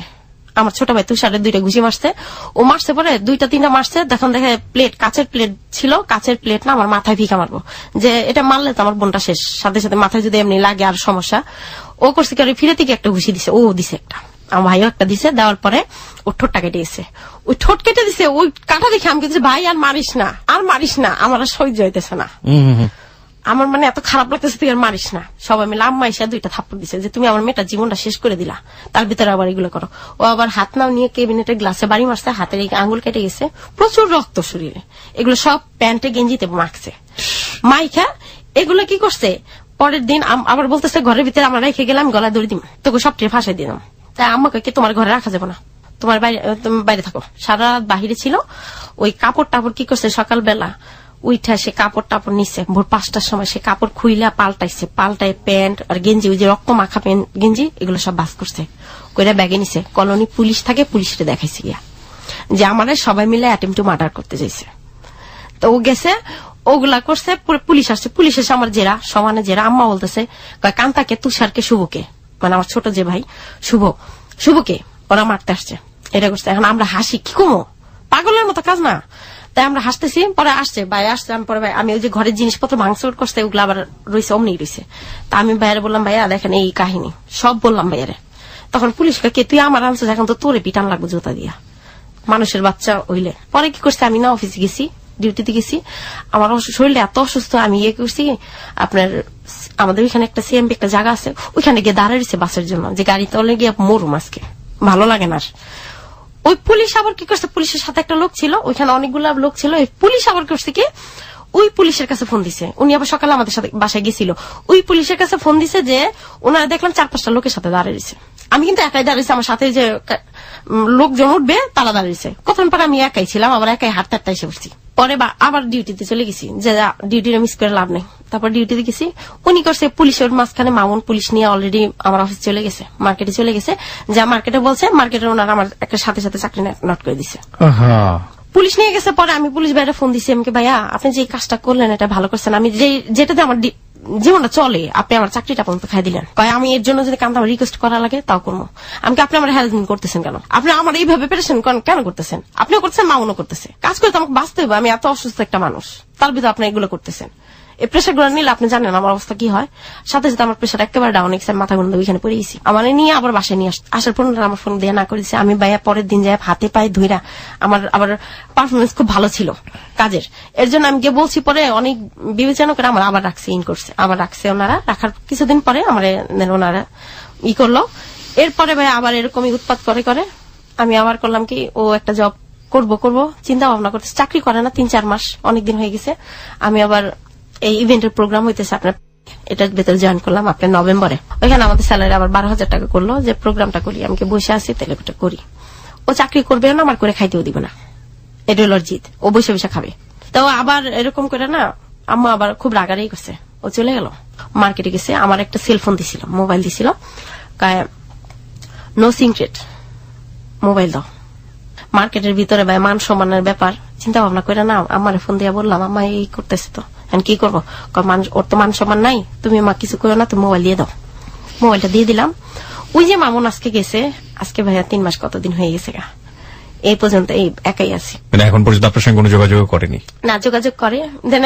এই পরশু দিনের ঘটনা, আমার বাচ্চাটা ভর্তি করার কথা, আমি স্যালারি পেয়ে আমার বাচ্চা 2টার পরীক্ষা দেওয়া, 5,200 টাকা, মানে এত টাকা জমে গেছিল আমার, সেটা দিয়ে আমি ক্লোজ করছি, কমপ্লিট করছি। এখন বাচ্চাটা ভর্তি করার কথা ছিল, সে আমার কাছে বলছে ভর্তি করছে, ফোন দিয়া বলছে ভর্তি করছি। আমি ভাইয়া অফিসে গেছি, ঘুরছি, পাই নাই, রিসিপ্ট পাই নাই। তা আমার বাচ্চাটা ক্লাসে ঢুকাই দিয়ে আসছি ম্যাডামের সামনে, ম্যাডাম বলছে যে ওর তো ভর্তি করে নাই। আমার ছেলে লজ্জায়, আমার ছেলেটার তো বয়স 10 বছর হয়ে গেছে অলরেডি, আমার ছেলেটা লজ্জায় বসে বসে কাঁদতেছে। আমি ভাইয়া তখন আমার মনে হয়েছে যে এখন ওরে ছেড়ে দিই, এই লোকটার সাথে আর সংসার করবো না। দ্বিতীয়বার যাওয়ার ইচ্ছা নাই আমার, মানে এখন এরকম একটা পর্যায়ে আমরা চলে আসছি। যে ভুলটা আপনার বাবা মা করছিল সেই ভুলটার জন্য আপনি খেসারত দিলেন, হ্যাঁ। যে ভুলটা এখন আপনারা করছেন সেটাও আপনার সন্তানের উপর যাচ্ছে। This is the ultimate lesson of the story. আমরা এই কারণেই একটা কথা বলি যে ধরুন আপনি একটা অপরাধ করেছেন, সেই অপরাধের শাস্তি কার পাওয়া উচিত? আপনারই পাওয়া উচিত। তো সেই অপরাধের শাস্তি যদি আপনার সবচেয়ে প্রিয় মানুষটা পায়, আপনার সন্তানরা পায়, তাহলে এটা কিন্তু ভয়াবহ রকমের শাস্তি। এবং চিন্তা করে দেখুন, ওর বাবা মায়ের ভুলের কারণে ওরা শাস্তি পেয়েছে, ওদের ভুলের কারণে এখন ওদের সন্তানরা পাচ্ছে। সো আপনি একটু বলেন তো, আপনি কেন আসলেন হ্যালো 8920 তে জীবনের গল্পটা বলতে কেন আসলেন? ভাইয়া আমি অ্যাকচুয়ালি কি ডিসাইড করতে পারতেছি না আমি কি করব, বুঝতে পারতেছি না। আমার সবাই বলতেছে ছাইড়া দাও ছাইড়া দাও, ডিভোর্স দিয়ে দিই। হ্যাঁ দিয়ে দাও, কিন্তু কত বছরের সংসার? 12 বছর। 12 বছর যাবত সংসার। অ্যাকচুয়ালি মানে ওর জন্য আমার অনেক মায়া হয়, অনেক খারাপ লাগে। আপনি কি স্টিল লাভ করেন? হ্যাঁ এখনো ভালোবাসেন? এখনো ভালোবাসি, কিন্তু আমি জানি যে ও দ্বিতীয়বার আমি আনলে আবার ঠিক 2-3 মাস। আপনার সন্তান কি বলে? আমার বাচ্চা দুইটা এখন অ্যাকচুয়ালি ওর উপরে এত ফেড আপ হয়ে গেছে, আমার বড় ছেলেটা দেখতে পারে না, ওর কথা বললো না। মাঝখানে 2 দিন আমি দিয়ে আসছিলাম যে 2 দিন গিয়ে থাকো গা, দেখো ওর দাদু ওর ফুপু ওর কাকা ওরা খুব খারাপ বিহেভ করছে। আমার ছেলেটা পরের দিন আসা করছে, শুধু জাস্ট এতটুকু বলে আসছে। আমার ছেলেটা এখন সব বুঝে, ম্যাচুরিটি হয়ে গেছে, মোটামুটি অনেক বুঝে। চেহারাটা দেখে রাখো, আর দেখতে পারবা না। আপনি যেটা বলছিলেন যে আনলে 2-3 মাস ভালো থাকবে, তারপর আবার যেটা আবার সে একই, এখনো কিন্তু নেশা করে। হাজবেন্ড হিসেবে ওর মধ্যে সবচেয়ে বড় প্রবলেমটা কি ছিল? যদি বড় প্রবলেম হচ্ছে ও হচ্ছে ঘরে বাচ্চা দুইটার কোনো কেয়ার নাই, কেয়ার করে না। তারপর ঘরের ভিতরে আমার উপরে টর্চারিংটা খুব বেশি, গায়ে হাত তোলে। ওকে। 3 নাম্বার হচ্ছে ঘরে বাজার টাজার করে না, ইনকাম সোর্স কি করে না করে, সেগুলো ব্যাপারে আপনার কোনো খোঁজ খবর দেয় না? খবর টবর আমার কিছু জানা না। আচ্ছা, এই 4টা আপনার কাছে মনে হয়েছে? এই 4টা একজন স্ত্রীর 100% অধিকার আছে জানার। এবং সংসার সুখের করতে হলে আপনি আর্ন করেন, কিন্তু ডিসিশন মেকিং এর জায়গায় স্ত্রীকে রাখাটা বোধ হয় ভালো। হ্যাঁ, এবং তাকেই দিয়ে দেন। আর বর্তমানে ভাইয়া হয়েছে কি, এখন ওই সব ছাড়া শেষ, এখন ইয়াবা খায় সে বর্তমানে। ড্রাগটা আপনি ছাড়ানোর চেষ্টা করেছেন? এটার জন্য অনেক চেষ্টা করছি, অনেক কিছু করছি, মানে কি বলবো, ছেলে দুইটা ছুঁয়েও কসম কাটছে, এরকম হয়েছে। ঠিক আছে, আপনার হাজবেন্ডকে আমরা সাইড করে রাখলাম। আপনার কথা অনুযায়ী আপনার হাজবেন্ডের অনেক প্রবলেম আছে। এবার আপনাকে প্রশ্ন করি, আপনার কি মনে হয় আপনার নিজের কি কি প্রবলেম আছে? মনে করেন আপনার হাজবেন্ড আপনার লাইফে নাই, এই 12 বছরের এক্সপিরিয়েন্সের জায়গা থেকে আপনার কি মনে হয় কোন কোন জায়গাগুলো আপনার চেঞ্জ করা উচিত? অ্যাকচুয়ালি আমার চেঞ্জ কি, আমি মনে করি যে ও যদি ইনকাম করে। না, ওর কথা না, একবারে আপনি আপনার কথা বলেন। যে যেগুলা আমি জানি, আপনার হাজবেন্ডকে যদি আমি 2.5 ঘন্টা ফ্লোর দিতাম, আপনার হাজবেন্ড অসংখ্য ভুল বের করতে পারতো। আপনি নিজে কি উপলব্ধি করেন যে আপনার মধ্যে কিছু ভুল আছে? হয়তোবা ভুল আছে, হয়তোবা না আছে। হ্যাঁ অবশ্যই আছে। মানুষ কি কি সেই ভুলগুলো? যেমন ভুল হয়তোবা আমি ওরে বুঝতে ভুল করছি। আচ্ছা, বুঝতে ভুল করছেন মানে? মনে হয় আমার মাঝে মাঝে মনে হয় যে হয়তোবা ওরে বুঝি নাই আমি, বা ওরে চিনি নাই, চেনার মতো ওরকম করি নাই, বাচ্চা কাচ্চা নিয়ে সংসার নিয়ে পড়ে রয়েছি। ওকে প্রায়োরিটি দেন নাই, গুরুত্ব দেন নাই, এরকম লাগে। কিন্তু কথায় কথায় সংসারের প্রবলেমগুলো বাড়িতে বলছেন, মার কাছে বলছেন? না ভাইয়া, অ্যাকচুয়ালি কি আমি সব কথা মার কাছে বলতাম না, সব এরকম পর্যায়ে রাখতাম যে আমি মার কথা আমার সংসারের ব্যাপারে কিছু বলতাম না, প্লাস ওর কথা মানে আমাদের বাড়ির কথা ওর কাছে বলতাম না, কারণ দুইজনের কাছে বলে দুইজনের কাছে ছোট, এজন্য বলতাম না। মার কাছে বলে তো যদি ফট করে আম্মা বলে যে তুমি তো পছন্দ করে গেছো। 2টা জিনিস তাকে দিতেন, একটা হচ্ছে রেসপেক্ট, হাজবেন্ড যেটা চায় ওয়াইফের কাছ থেকে, আপনি তাকে সম্মান করতেন। রেসপেক্ট কি ভাইয়া বলবো, যে রেসপেক্ট দেওয়ার চেষ্টা করতাম, কিন্তু ওর মাঝে মাঝে অ্যাটিটিউডের কারণে আপনি রেসপেক্ট দিতে পারতেন না। লাভ করতেন তাকে চরম। এটা এই ব্যাপারে আমি অস্বীকার করছি না, লাভ আপনি তাকে করেন, নইলে 12 বছর এই সংসার টিকতো না। Bottom line of the story একটা কথাই বলতে পারি, সেটা হচ্ছে একটা সংসার টেকানো খুবই মুশকিলের কাজ, কারণ দুজন মানুষের মধ্যে যদি মনের মিল না হয় তাহলে এই বছরের পর বছর এইভাবে থাকা খুবই মুশকিল, এবং সেই মুশকিলের একটা পরিসমাপ্তি শেষ পর্যন্ত হয়, এবং সেটা খুব দুর্ধর্ষ ভাবে শেষ হয়ে যায়।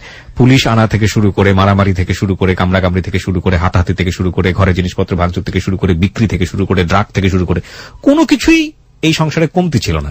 কিন্তু তার মধ্যে ওই সংসারটা 12 বছর চলেছে, এবং এখনো সে সিদ্ধান্ত নিতে পারছে না যে আসলে তার সঙ্গে সে সংসার করবে কি করবে না। সেজন্য আজকে আপনাদের কাছে, লিসনারদের কাছে হাত পেতেছে। আপনারা তাকে যে সিদ্ধান্ত দিবেন সেটাও আসলে তার ব্যক্তি জীবনে কোনো প্রভাব পড়বে না। সেই আসলে সিদ্ধান্ত নিবে যে তার হাজবেন্ডের সঙ্গে সে থাকবে নাকি থাকবে না। কারণ আমরা আপনারা যদি বলি যে হ্যাঁ করেন, তাহলেও সে করবে কিনা, যদি না করি তাহলেও সে করবে কিনা, এ ব্যাপারে আসলে তার আসলে কিছুই যাবে না। কারণ 12 বছরে তাকে অনেকেই অনেকবার বলেছে সংসার থেকে চলে যাও, বলে নাই ডিভোর্সের কথা? অবশ্যই। হ্যাঁ, সুতরাং আমাদের বলে তাহলে কিছুই যায় আসে না। কিন্তু আমরা কান্তের কাছ থেকে আজকে ব্যক্তিগতভাবে একটা জিনিস নিয়েছি, সেটা হচ্ছে এই 12টা বছরে অন্তত নিজেদের ভুলের জায়গাটা বোঝাটা খুব জরুরি ছিল। তার হাজবেন্ডেরও বোঝা উচিত ছিল, কারণ তার হাজবেন্ডও এই মেয়েটাকে অনেক লাভ করে এবং কান্তাও তার হাজবেন্ডকে অনেক বেশি লাভ করে। যদি আপনি রেডিওটা এই মুহূর্তে শুনে থাকেন, আপনার হাজবেন্ডের নাম কি? মামুন। যদি শুনে থাকেন তাহলে একটা জিনিসই বলার আছে, সেটা হচ্ছে যে ওনার তো শক্তি সামর্থ্য আছে করে খাওয়ার, তাই না? এখন ভাই এরকম অবস্থা হয়েছে, ওর শরীরের গঠন দেখলে আপনার মাথাটা খারাপ হয়ে যায়। আমি জানি আপনি যে পরিমাণ ড্রাগ নিচ্ছেন বা আপনার স্ত্রীর কথা অনুযায়ী যদি সেটা সত্যি হয়ে থাকে, তাহলে আপনি একটা মরণ ব্যাধির দিকে ধীরে ধীরে যাচ্ছেন।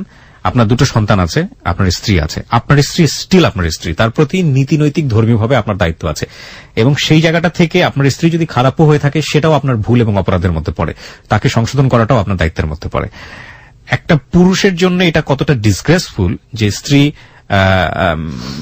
তার হাজবেন্ড সম্পর্কে এসে মানুষের কাছে, লাখো মানুষের কাছে বাধ্য হয়ে এরকম ভাবে বলে যায়, সেটা নিঃসন্দেহে আপনার জন্য অনেক বড় একটা চরম একটা ফেইলার। তো আমার মনে হয় কি মামুন, মানে এই খারাপ জিনিসগুলোর দিকে না তাকিয়ে, সবার জীবনেই থাকে, আমার জীবনে আছে, আপনার জীবনে আছে, প্লাস এই যে যারা শুনছেন তাদের প্রত্যেকের জীবনে সংসারে অনেক ঝামেলা আছে, কিন্তু চাইলেই না অতিক্রম করা যায়, ওভারকাম করা যায়। আপনি যদি মনে করেন যে এই মানুষটাকে নিয়েই আমি সুখী হব, এই মানুষটাই আমার জীবনের সবকিছু, এই মানুষটাকেই আল্লাহ আমার কাছে পাঠিয়েছেন, আমাদের মধ্যে জোট বেঁধে দিয়েছেন, 12টা বছর একসাথে কেটেছি, আমরা চাইলেই পারি ওভারকাম করতে, তাহলেই দেখবেন না অনেকখানি সমস্যার সমাধান হয়ে যায়। শুধু এটুকুই বলার আছে যে ভুলটুকু করবেন, এই ভুলের খেসারত আপনারা 2জন পাবেন না, পাবে হচ্ছে আপনাদের 2 সন্তান, যেভাবে ও